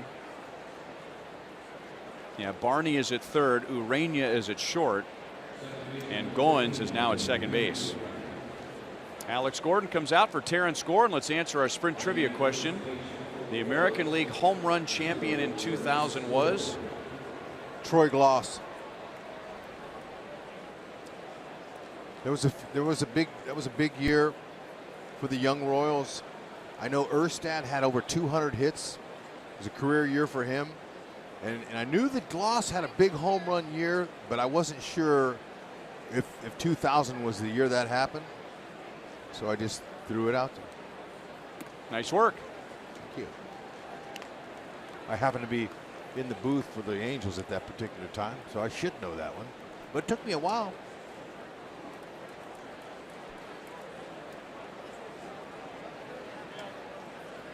Whit Merrifield's already had a big night. He has scored 3 runs. He has driven in 2. He has 2 stolen bases. And he has his 18th home run of the year.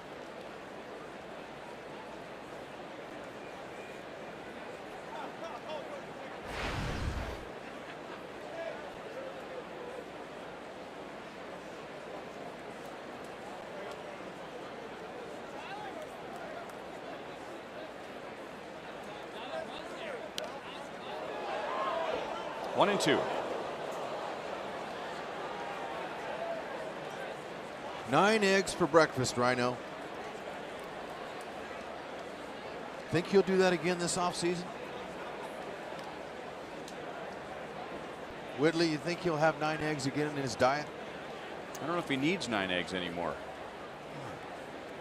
Probably cut it down to 7 if he wanted to.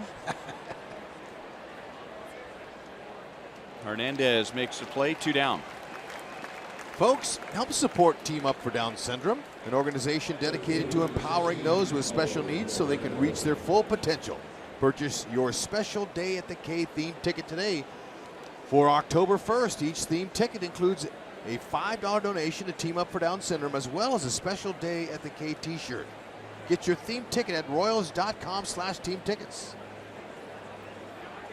We want to see everybody out there in Team Up for Down Syndrome shirts, t-shirts. Thank you to Fox Sports Kansas City and the Kansas City Royals. How about those sleeves, Rhino? They never had sleeves like that when we were playing. They just had the full, you had to wear the whole t-shirt. Those little portable sleeves there just keep the arm warm. It's nice.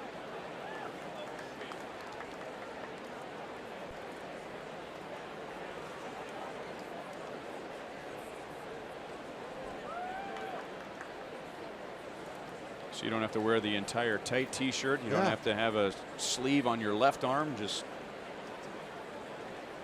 right over the throwing arm. Keep it warm. It's important. Fouled away by Paulo.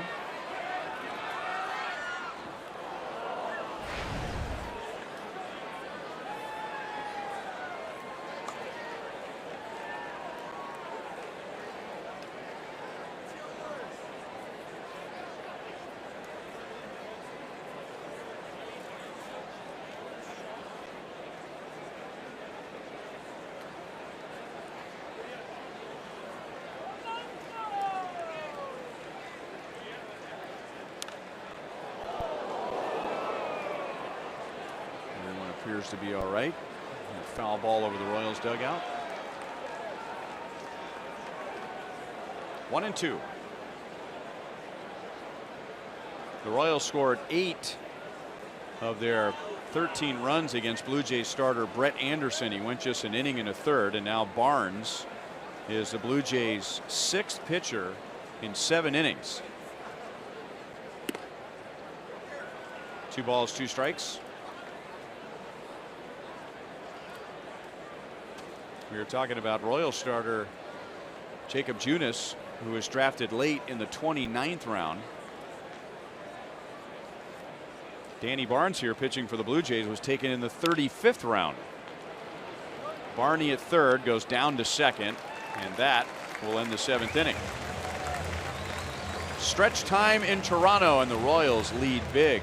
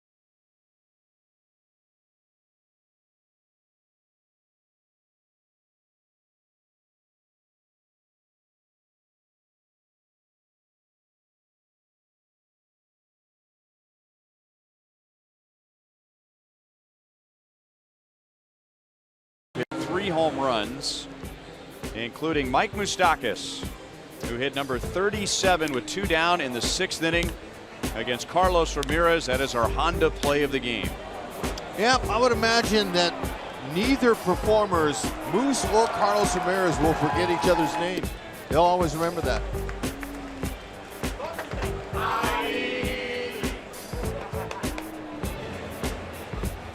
Number 37 for Moustakas for the record. And the first home run given up by Carlos Ramirez. No doubt Carlos Ramirez will forget Moose. Rob Refsnyder, who took over on defense in the top half of the inning, faces Jacob Junus. That is up the middle.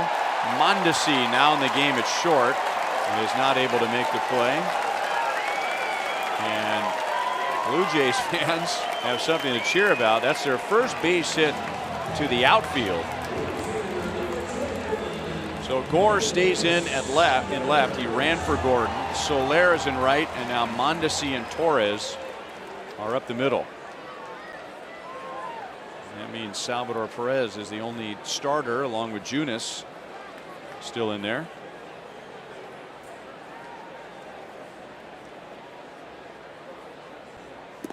Get everybody rested for tomorrow. The Royals will improve to 2-4 on this road trip and 3.5 games back in the wild card.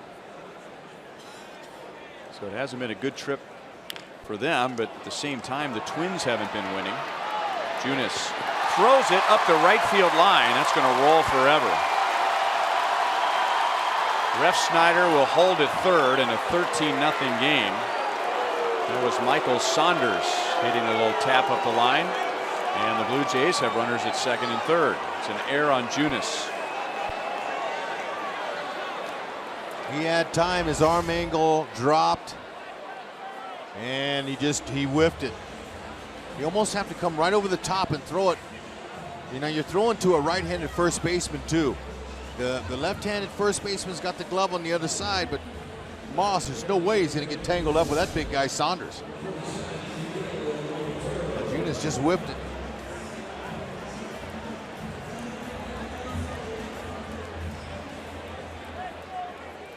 And now Miguel Montero is going to bat for Kendrys Morales.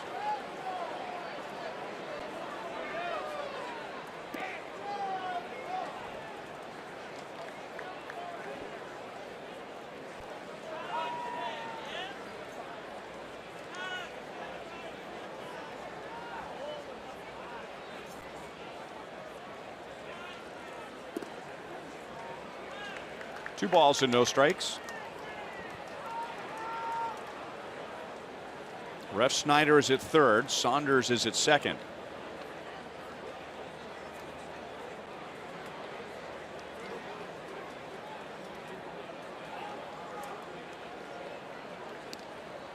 And now 3 balls and no strikes. Montero made some news back in late June. Remember, he was designated for assignment by the Cubs 1 day after criticizing his pitcher Jake Arrieta and other Cubs pitchers for all of the stolen bases against him. 3 balls and 1 strike.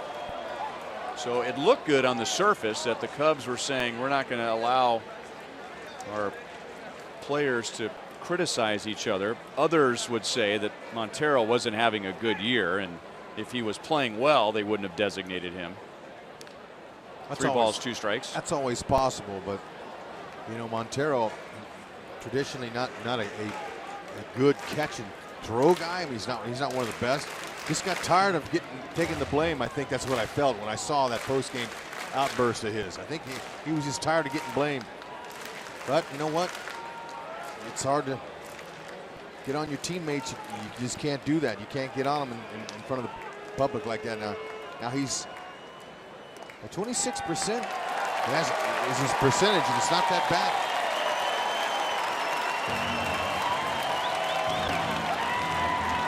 Bases loaded, nobody out.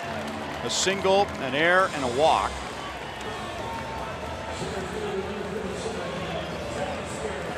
Now Teoscar Hernandez. He was a starter in left field last night and the leadoff man, and was 0 for 4 with 3 strikeouts. And he gets a first pitch slider and lines it to the gap and up against the wall. Ref Snyder scores. Saunders scores. Montero stops at third. And Hernandez has a 2-run double. It is 13-2.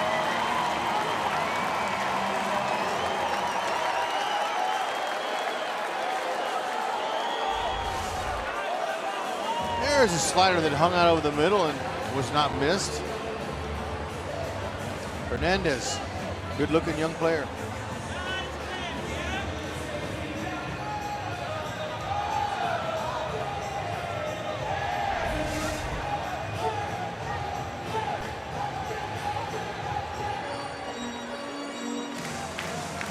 And now Ryan Buchter throws in the Royals bullpen. Junus only thrown 77 pitches.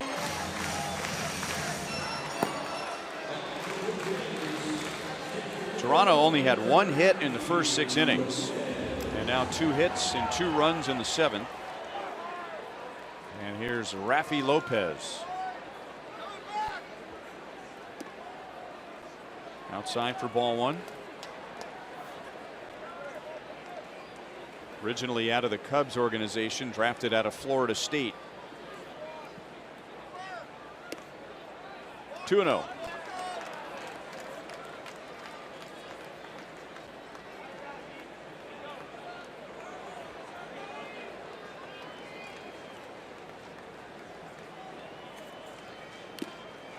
A fastball right by him.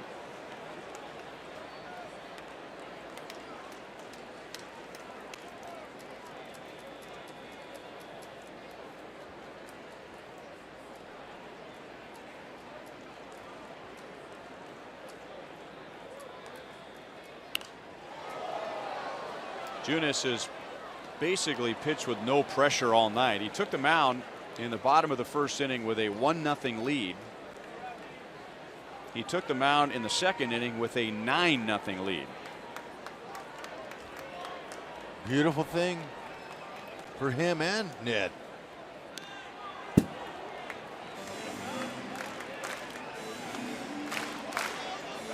With a win tonight, that would be 8.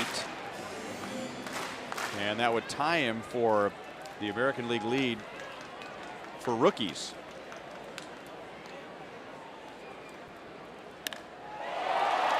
Right center field, and Soler makes a play. Both runners will tag. Soler throws it all the way to third.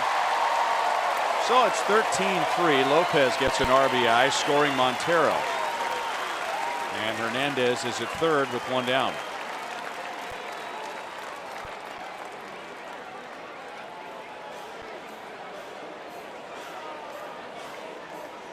And now Ned Yost is going to go to his bullpen. Ned is experimenting with a 6-man rotation with Danny Duffy coming back from the disabled list, and with a big lead, not a bad idea to get Junus out of there, which is 83 pitches. And Ryan Buchter will come on and face Ryan Goins. Fantastic, Jake. Good work.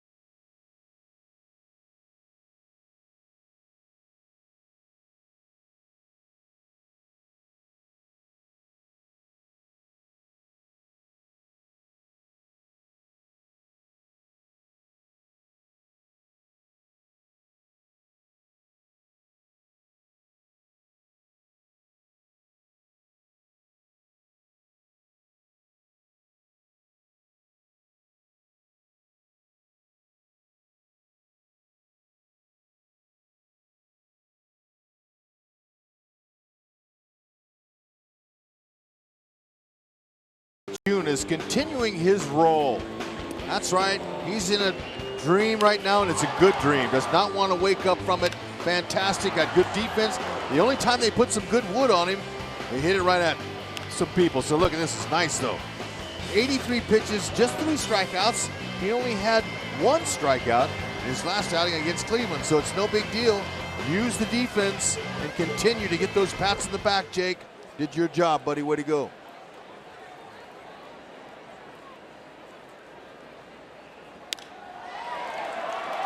Shallow left field, and Terrence Gore makes a play. Runner tagging, and the throw is not in time. Salvador Perez immediately points to the Royals dugout. He's convinced that he tagged out Hernandez. So we'll see what Ned Yost does here. Maybe Terrence Gore will get his first Major League outfield assist. That would be fantastic. But he made a good adjustment on getting to that ball, even just using that speed. Now let's see, did Salvi get his hand?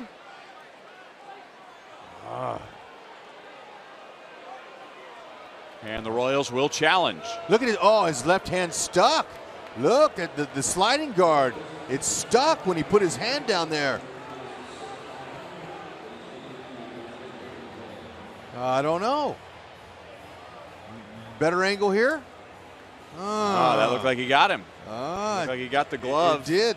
In between Hernandez's hand and home plate. Look at Gore. He's checking it out. He's saying, all right, I'm getting a chance to play and get a chance to get my first big league outfield assist. Look, you know, his left hand of Hernandez got stuck when he put it down. That sliding guard, sometimes is sticking in the dirt there, and that's clay. Watch that left hand. It just sticks.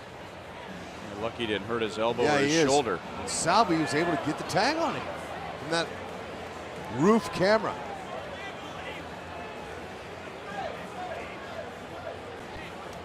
Nice tag by Salvi. No wonder he looked over at Ned. Mark Wegner was right there, too.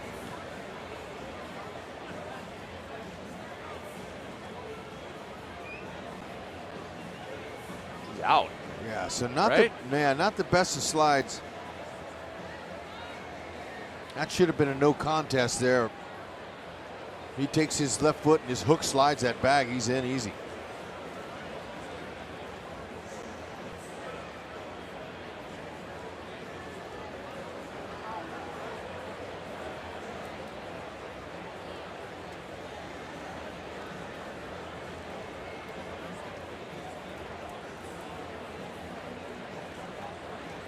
Salvi, by touching his glove, I think he's saying, I felt his hand touch the glove.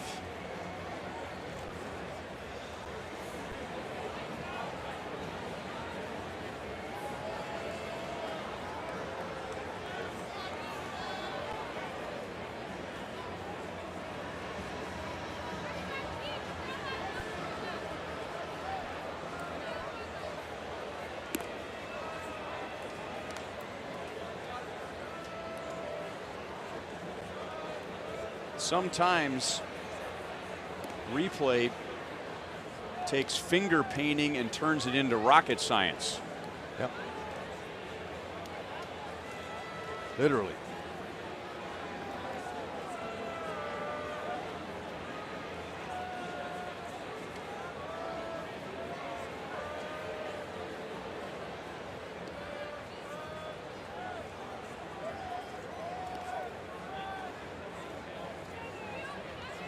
Wow.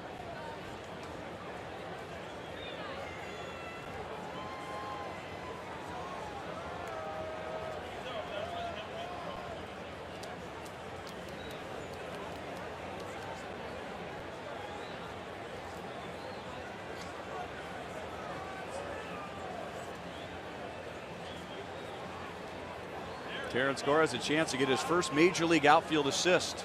We're making him Hopefully wait. they make a decision before the curfew kicks in.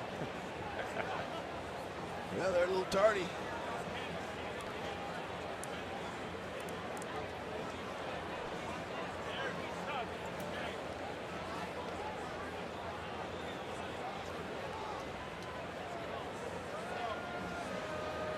Here we go.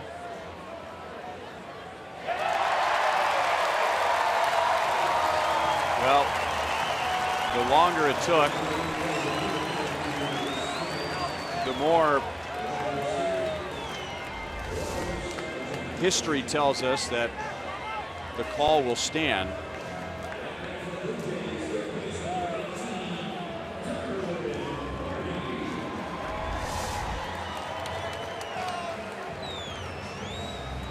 So it's a sacrifice fly, and the Blue Jays have 4 in the 7th inning. Ryan Goins, it's an RBI to drive in Hernandez. Blue Jays have a 2-run double from Hernandez and sac flies from Lopez and Goins. All 4 of those runs are charged to Jacob Junus.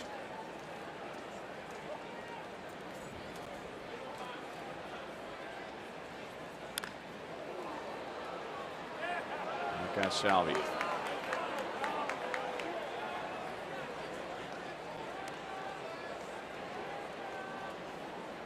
Grabbing his left arm.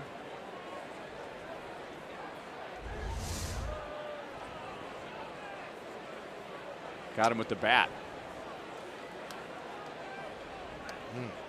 Yeah, you know, the ball, I didn't think it was the ball that got him because it just bounced right in front.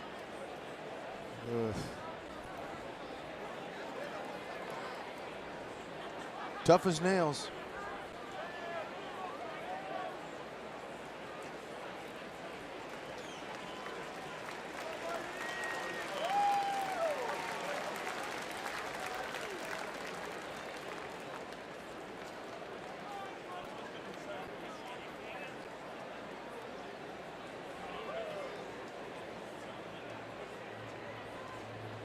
Barney has flied to center and popped out to short.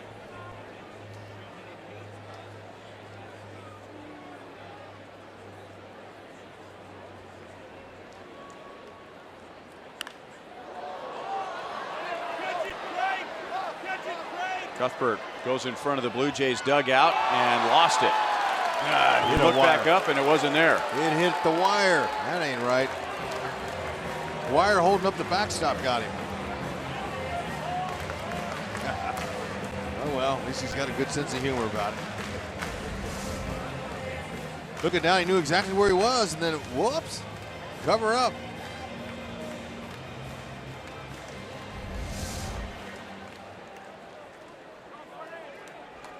All you can do is smile. That's it. Especially him. He got a great smile. See it all the time. He's happy.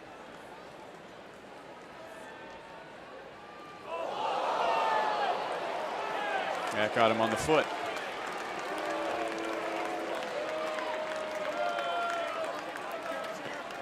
Booker looked like he got away his little cutter. Cutter or slider.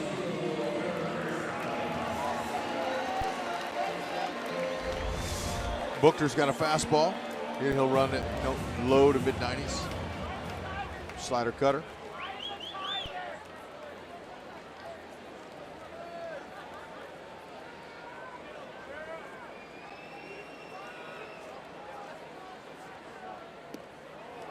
Swung on, miss by Carrera, who's never been happier to see Ryan Booker.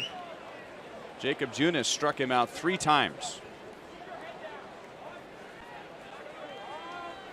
And those are the only 3 strikeouts that Junus had tonight. And it is 0-2. Carrera's in trouble. He could go down the 4th time. And Junus, nice to see him smile. If you listen very carefully, you can hear La Cucaracha in the background. Here it comes. Oh, just barely. You know, you already got 3 strikeouts. He's telling himself right now, I just want to put the ball in play. I don't have to get a base hit, but I definitely don't want to strike out. Unless nowadays they don't really care about striking out, do they?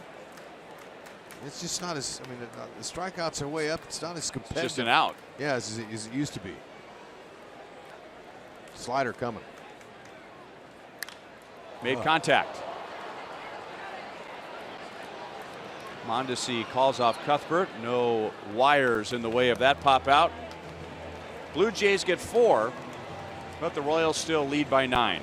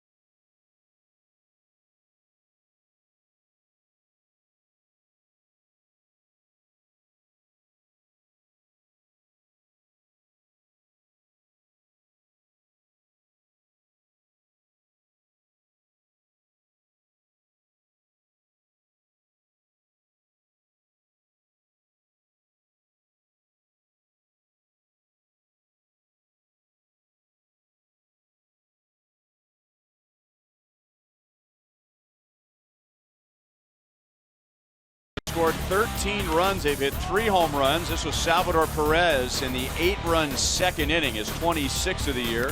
Whit Merrifield hit number 18. That was in a 4-run 6th, but the biggest home run tonight, Mike Moustakas, who finally got number 37. Hit it off of Carlos Ramirez with 2 down in the 6th inning. And Mike Moustakas has hit the most home runs in Royals history in a single season. It's also the most home runs that he's ever hit in a year. He had a 36 home run season in the minor leagues at AA and AAA. Our Toyota League leaders, this is the 3rd biggest night in Royals history against the Blue Jays. And the only other games where the Royals have scored more have also been in Toronto, but not here at old Exhibition Stadium. 16 back in 1979. Tim Meza is the Blue Jays' new pitcher. And he'll get Soler, Moss, and then Perez is the scheduled hitter. We'll see. Soler with a vicious rip.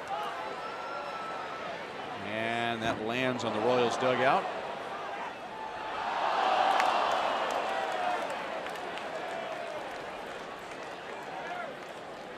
Soler, he took a rip, just like you said. That ball, he wanted to hit that off that hotel in the center field. And he can. He probably could. Tim Meza, 90 to 96 mile an hour fastball, slider change. 6'3", 220. He's a youngster. You saw all of his, all the numbers, and you can't really go on numbers this late in the season when these guys just get called up, because it's not really fair. But he's got a good arm.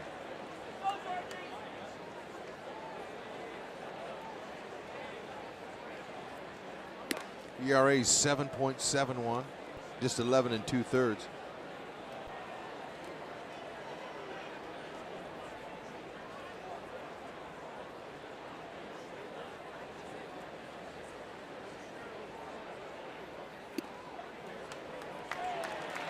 Soler didn't even hang around to hear what home plate umpire Mark Wegner had to say. He knew he was out.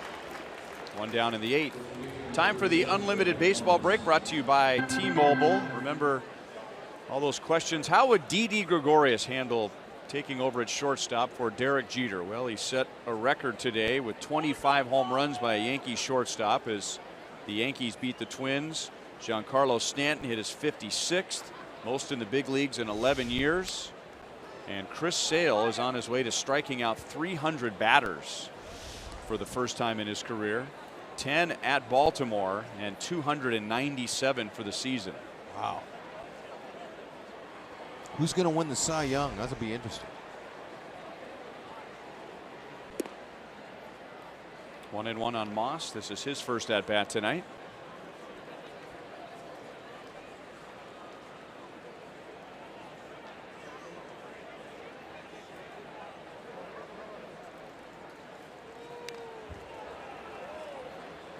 One and two.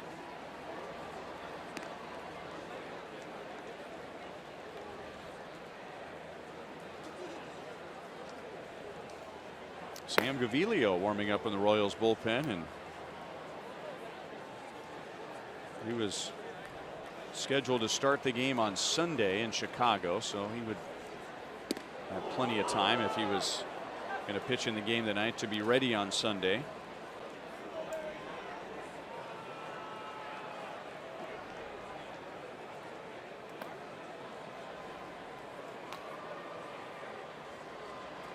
Two and two on Moss. That's a swing and a strikeout, and Meza has two.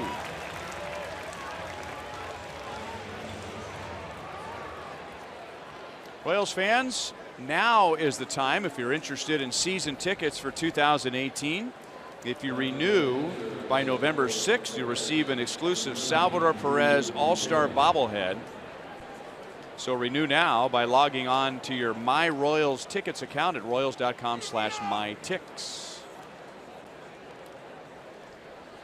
And it will be Drew Butera hitting for Salvador Perez, who was hit on the left arm by a follow-through swing by Darwin Barney. So that's still bothering him. Salvi drove in 3 tonight.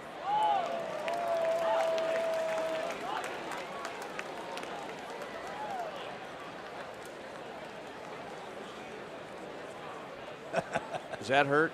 Yeah, he's saying, yeah, it hurts. He said, how about a little ice bag?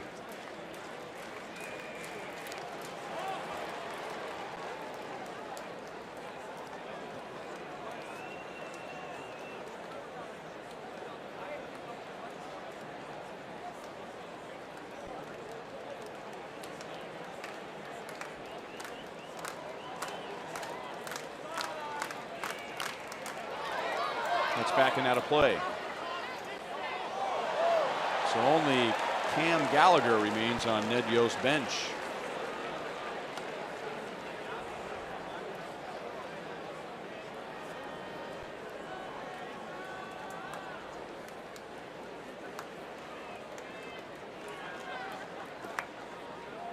One and two.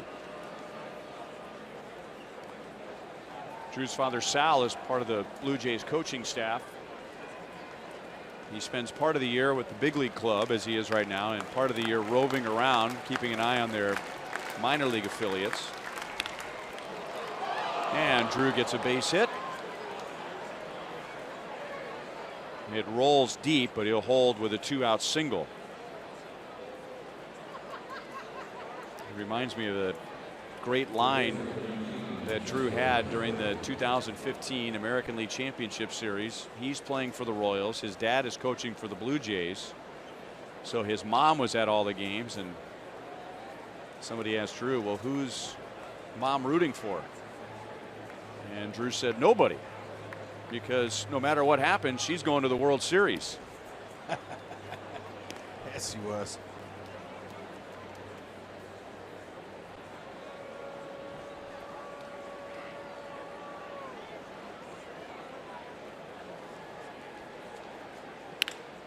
Cuthbert lines it into left field.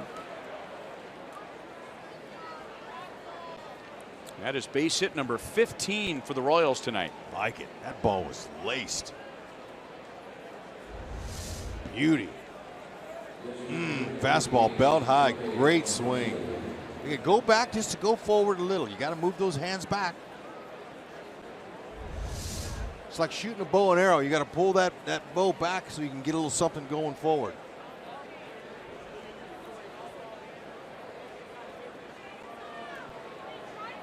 Bonifacio doubled and scored back in the Royals' 8-run second inning.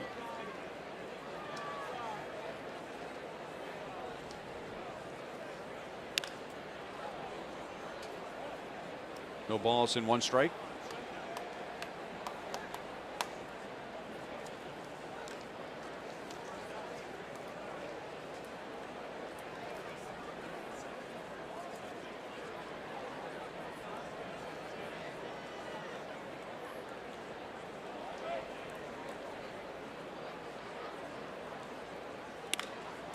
Through the right side. Here's Butera around third. Saunders will throw to third. Cuthbert goes in standing. Bonifacio drives in a run, and the Royals lead by 10. 3 straight hits with 2 outs. Yep, great hitting here. Didn't try to pull it. That back leg, I like how his back leg falls out. It'll come out of its toe hold because he needs to get some kind of leverage on his front side there to guide it to the opposite field.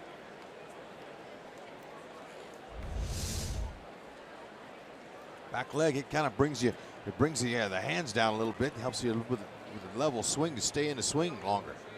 Hit that ball to the opposite field nicely.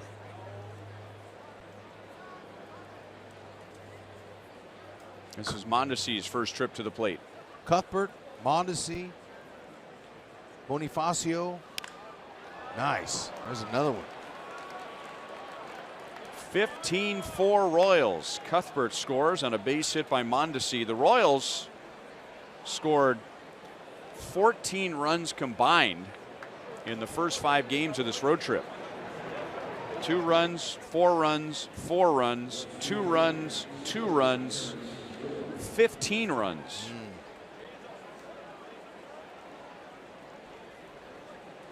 Well, all these hits that we're seeing tonight, and especially in this inning, is good, but we really need to get Gore off of the snide. He's got that 0 is his number. That's how many hits he has in the majors. Maybe he can get a hit right here. End it. Well, he had an outfield assist taken away from him. Yep. Get that hit. Come back tomorrow. Maybe they'll give you number 1. Could be a stake attached to it too if he puts it in the right spot. 0-2. Let's change his stance. Got his hands a little lower, a little closer to his body. Yeah, I noticed that.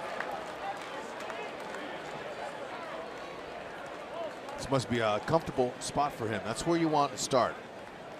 Starting position as a hitter. He's got a good wide base, and he's much improved. See, he's comfortable there. He looks comfortable.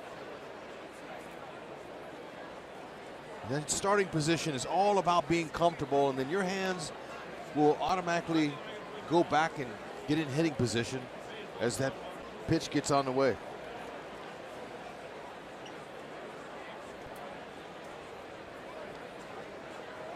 Oh for 2 this year, 0 for 9 as a big leaguer.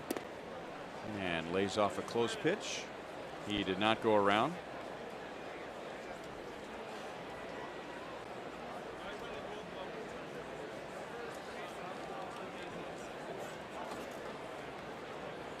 He hit a homer this year, AAA. Go deep. Still alive, 2-2.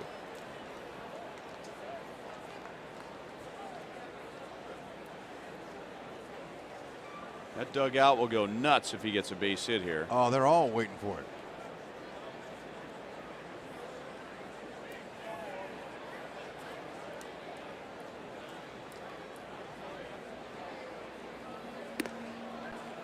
Three and 2. Interesting number on Gore. He has 21 stolen bases and only 11 plate appearances. And he'll take a walk. So think about that.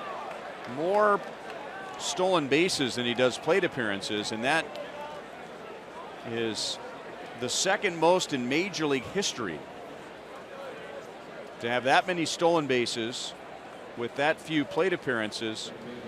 Herb Washington, a long time ago, was a pinch runner for the Oakland A's. He had 31 steals in his career and never had a plate appearance. Wow.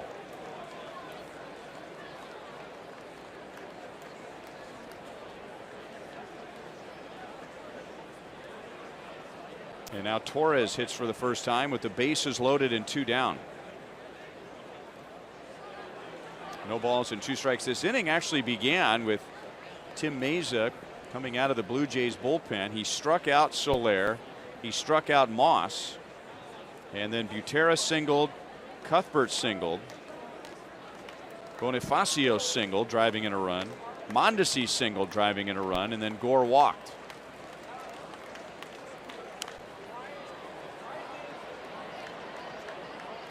Here comes Carrera, and that'll do it. The Royals add 2 more. We go to the bottom of the 8th with the Royals leading 15-4.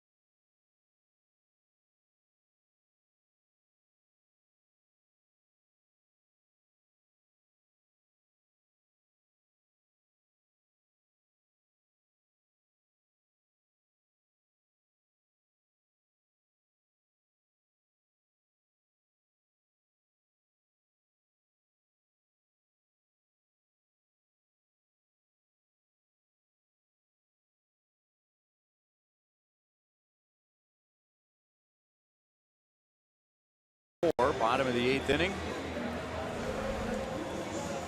New York beat Minnesota, so that was good news for the Royals. They have a chance to get to 3.5 back. The Angels are at home hosting Cleveland, and Seattle is at home hosting Texas.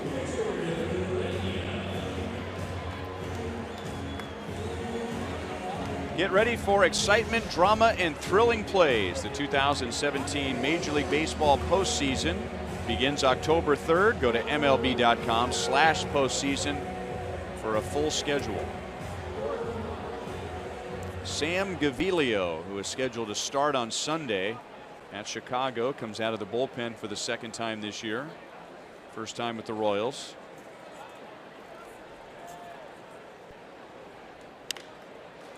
Urania in his first at bat fouls it away.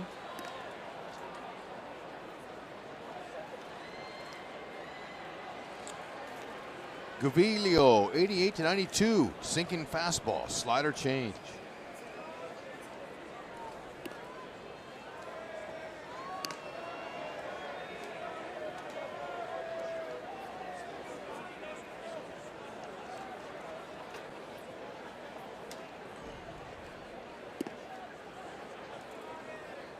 Two and one.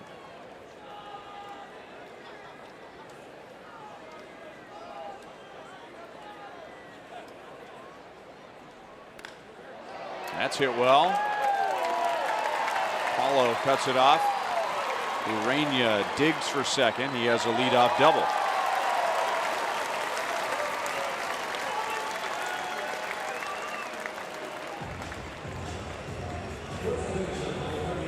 Getting the shot of Salvador Perez there in the dugout. I mean, you would excuse Salvi to go into the clubhouse and get some ice on that elbow. I mean, but look at him. He is sitting there supporting his teammates, the guys who've been rooting them on. all year long, and he's in there. And I mean, that's a big respect factor there to the rest of the team to see that. No one would say a word if he went in and iced his elbow.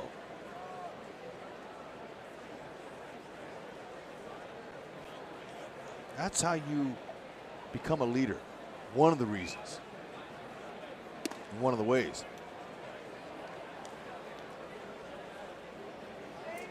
1-1 on Ref Snyder.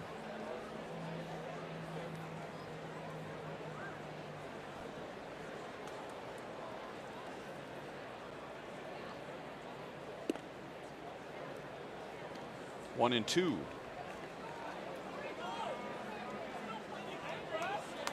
Junus went 6 1/3. He gave up 4 runs. 2 were earned.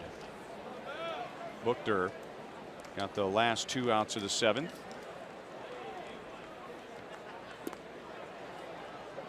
No swing. 2 and 2 on Ref Snyder.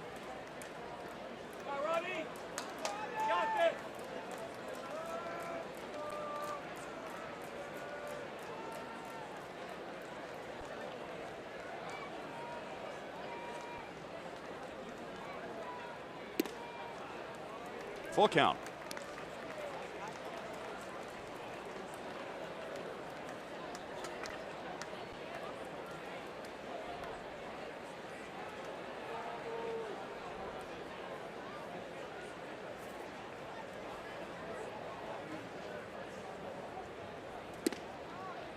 Good pitch over the outside. So a double and now a strikeout and 1 down in the 8th inning.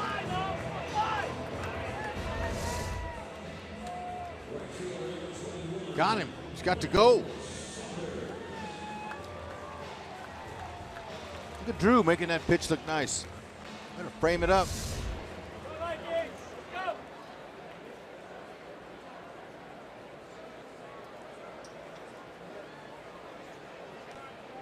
And now Michael Saunders.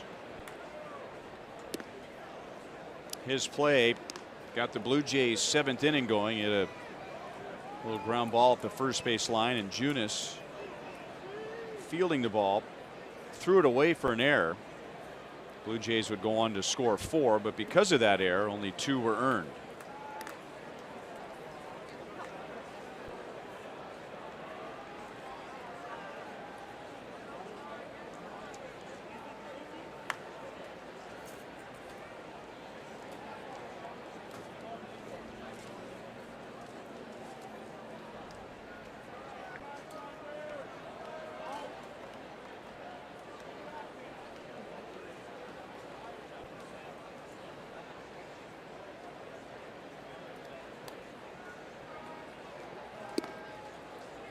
Late movement. It gets the inside. 2 balls and 1 strike.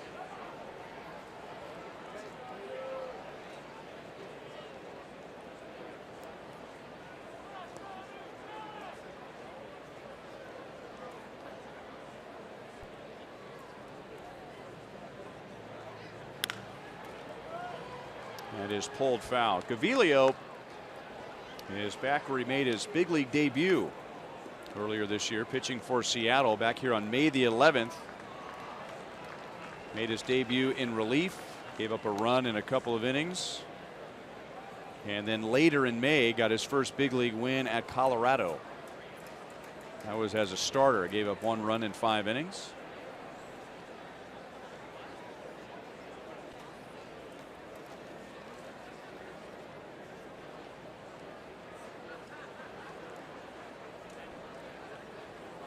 Gavilio signed by the Cardinals in 2011 out of Oregon State. Was traded to the Mariners and then picked up on waivers by the Royals.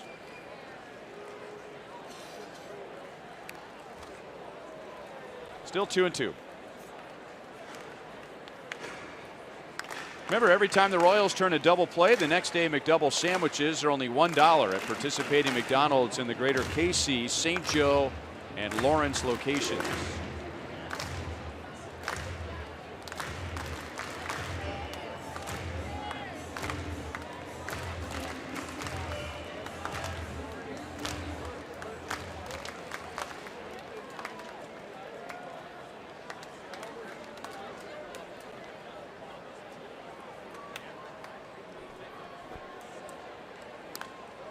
Another foul ball.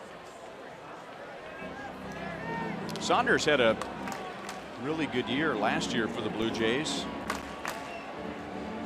Ended up being an all-star. He was the final vote winner, like Mike Moustakas was this year. Hit 24 home runs for the Blue Jays last year.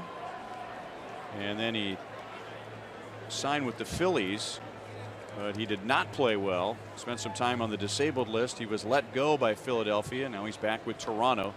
He is a Canadian. Didn't grow up in this area, but he was a Blue Jays fan from Victoria, Canada, which is a ferry ride from Seattle. So he's both a Mariners and a Blue Jays fan, and originally came up through the Mariners organization. He was a college teammate in Florida of Lorenzo Cain. Yeah, I mean, last year was a banner year for him.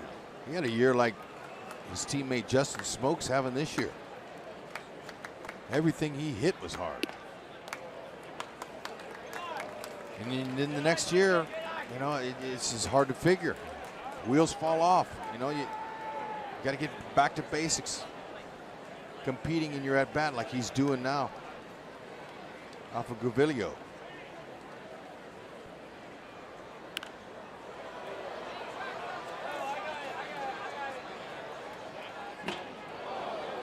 Ball clinks off the Blue Jays dugout. Did not hit a wire on the way down this time. No, but he's grinding out this at-bat here. This is what you do. You don't give anything away. You just go up there and compete.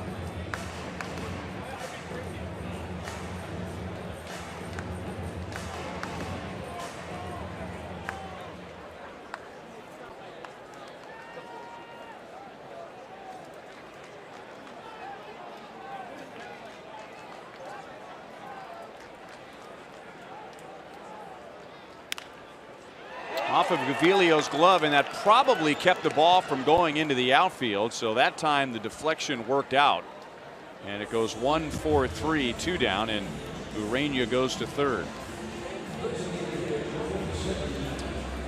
Folks, start your day with First Things First. Weekday mornings on FS1 with host Chris Carter and Nick Wright as they kick off the day with the latest in sports. First Things First, Wednesdays at 5:30 a.m. on FS1.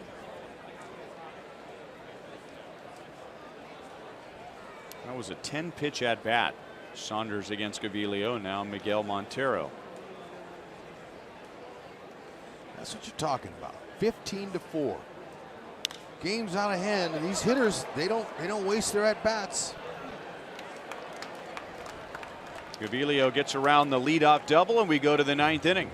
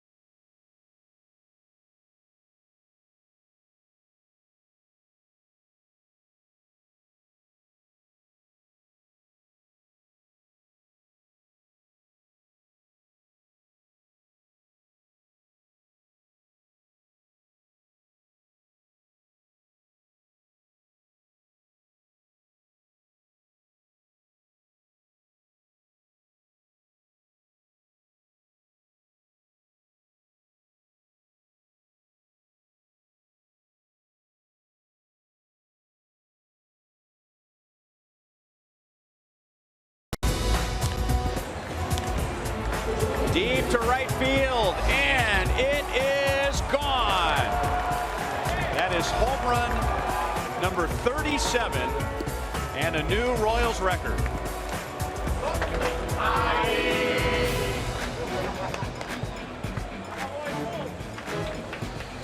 And he waited a while before that home run to pass Steve Alboni. Mike Moustakas had just one home run in his last 28 games, one home run in his last 94 at-bats, but he connects against Carlos Ramirez with 2 down in the 6th inning, and the record now belongs to Mike Moustakas. One of 3 Royals home runs tonight. They have scored 15 runs, and now here's the Blue Jays' 8th pitcher, Leonel Campos, on for the 9th inning, and we'll get Paulo Orlando, Jorge Soler, and Brandon Moss.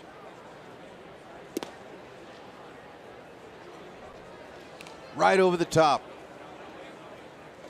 Low to mid-90s. Slider change. See if Paulo can get on the board here.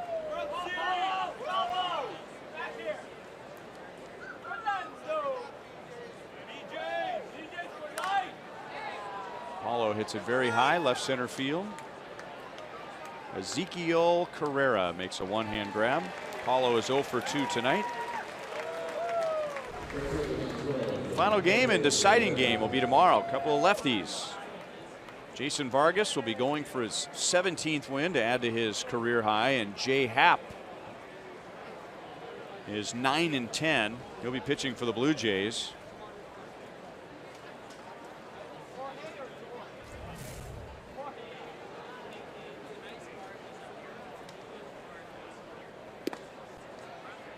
Jay Happ last year won 20 games for the Blue Jays. He went 20-4.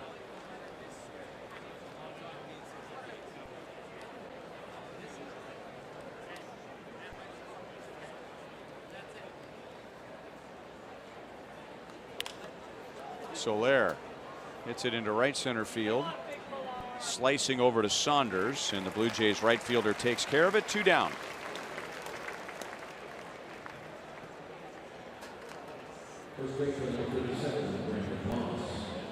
Brandon Moss with 2 down and nobody on.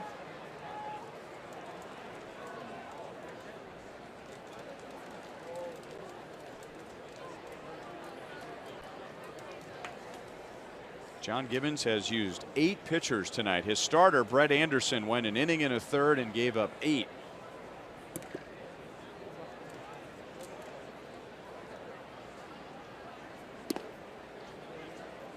Strike over the outside, 0-1 on Moss.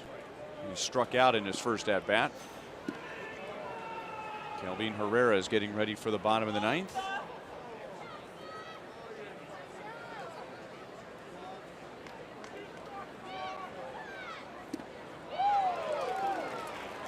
Oh, 0-2. Nice changeup at 88. Campos, he got to the big leagues with the Padres back in 14. Nice little slider there. Yeah, interesting story. He didn't sign until he was 23 years old. He started as a professional soccer player in Venezuela, so that's late. Wow.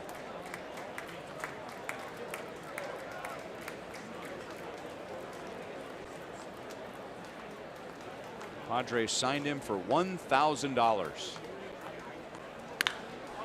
Smash into right field.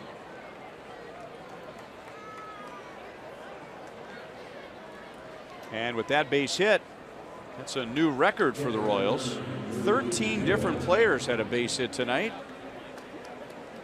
Whit Merrifield, Lorenzo Cain, Melky Cabrera, Eric Hosmer, Brandon Moss, Salvador Perez, Drew Butera, Mike Moustakas, Chesler Cuthbert, Jorge Bonifacio, Alcides Escobar, Raul Mondesi, and Alex Gordon all had base hits. Nice. And no Terrence Gore. Doggone it. Alex is out there. That's good. Moose, everybody's out there enjoying the night. They should. I mean, we haven't had too many outbursts like this up here in this ballpark. Huh. Enjoy it.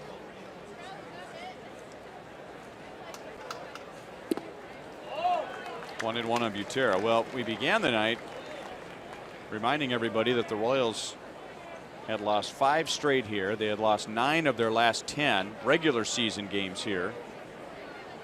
And scoring had been a problem. They had scored 2 runs or fewer in 7 of their last 10 games in Toronto. And they've responded with 15 runs and 18 hits. But the way that they started the game with the double steals, and they did it again. I mean, it's like, wow, where's this been? They just attacked. I loved it. It's like we're saying, you know what? We're going to go out and attack these guys tonight. Jumping on first pitches from Brett Anderson. He had no chance. He jumped him early and often.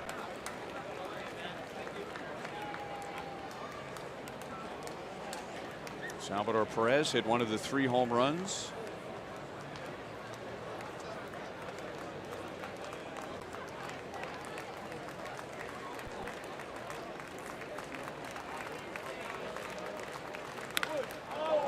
That's belted to left field, but Butera was out in front. He hits it off the facing of the second deck, but it's foul. He busted that one.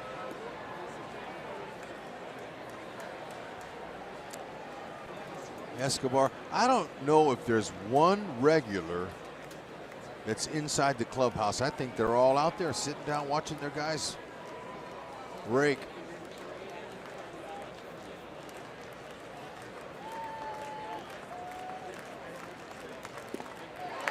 Inning over. So we get to the bottom of the 9th inning. The Royals are going to even this one up. Kelvin Herrera will take the mound.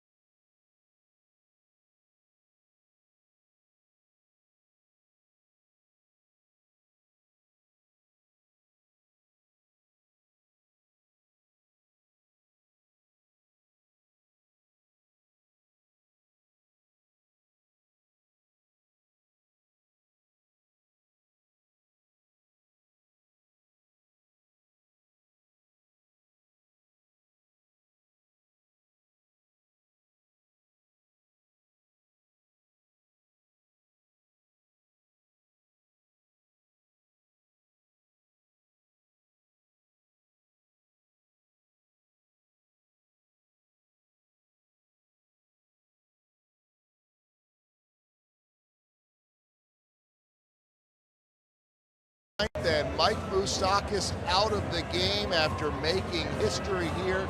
It had been in the works for so long. Joel Goldberg down by the dugout. Royals Hall of Famer Jeff Montgomery will join me in just a little bit for Boulevard Royals Live, and we will talk about this historical night of Mike Moustakas's and a historical night for the Royals and their bats here tonight. We'll tell you about that incredible night for the offense beginning right from the get-go in the first. That, Ned Yost, reaction, and much more coming up on Boulevard Royals Live. Ryan? All right, Joel, here's Kelvin Herrera. Jacob Junus went 6 1/3. He gave 4 runs, 2 were unearned. Buchter 2/3, Gaviglio 1 inning. Hernandez fouls it away.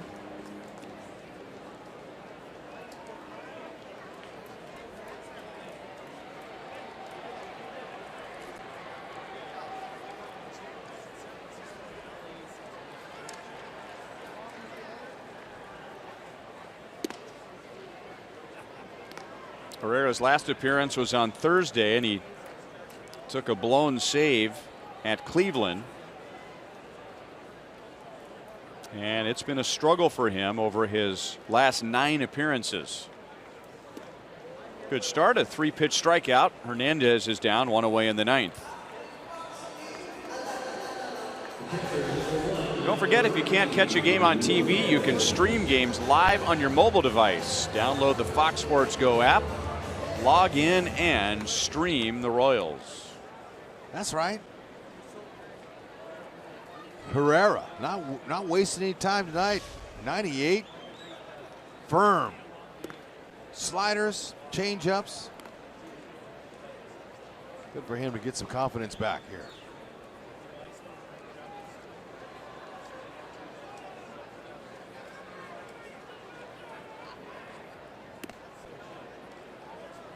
His last save was over a month ago.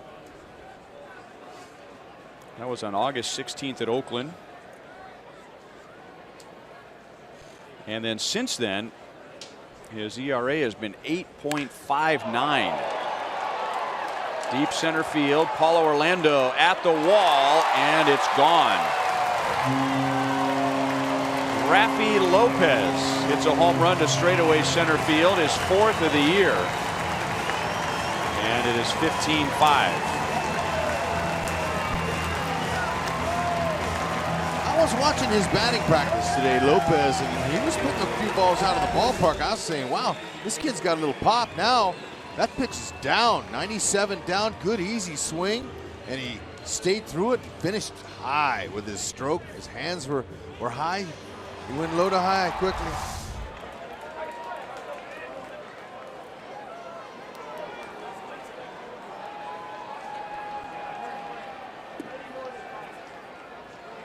Ball one on Ryan Goins.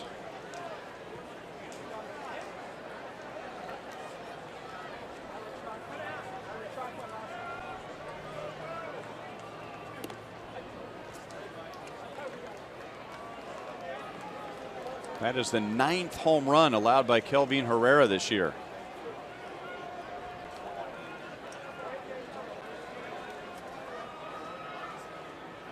Last year he allowed 6.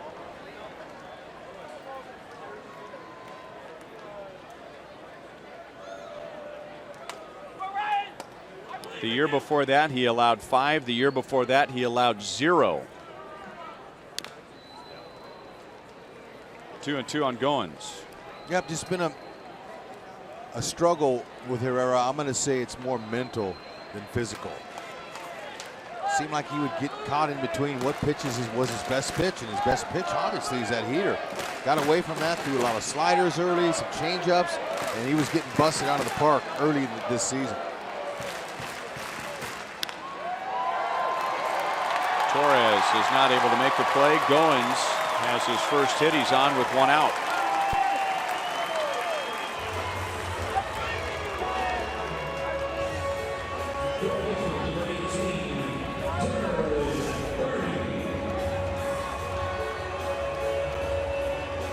Heater in. Goins just got a little topspin on it. Shot it through with no problem.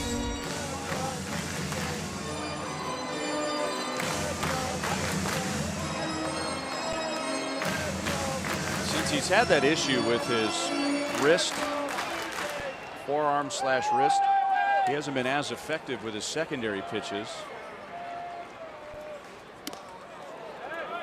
And it's almost like the hitters know that he's only got his fastball right now. You know, last year, I mean, he turned into a legitimate 3-pitch pitcher. He did, but he was confident with all 3 of them. You can just tell this year his confidence has not been there. You know, in that closer role, you got to you got to forget what happened yesterday, and you got to move forward. You got to be mentally tough. This is his first year with a closer's role. It's been an adjustment for him.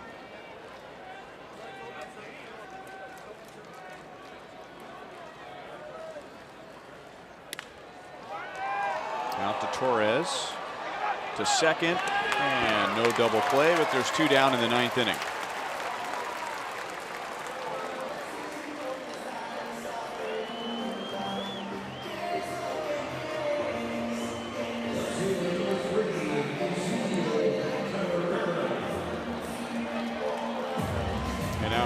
gets Carrera. Carrera struck out 3 times against Junus, and then he made contact against Buchter in the 7th inning and popped out to short.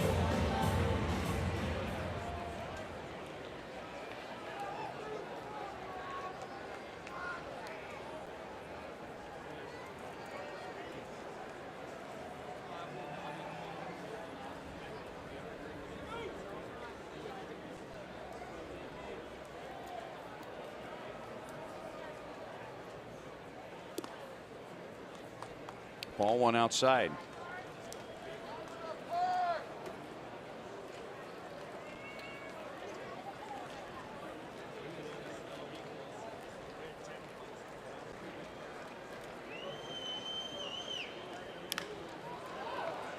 That should do it.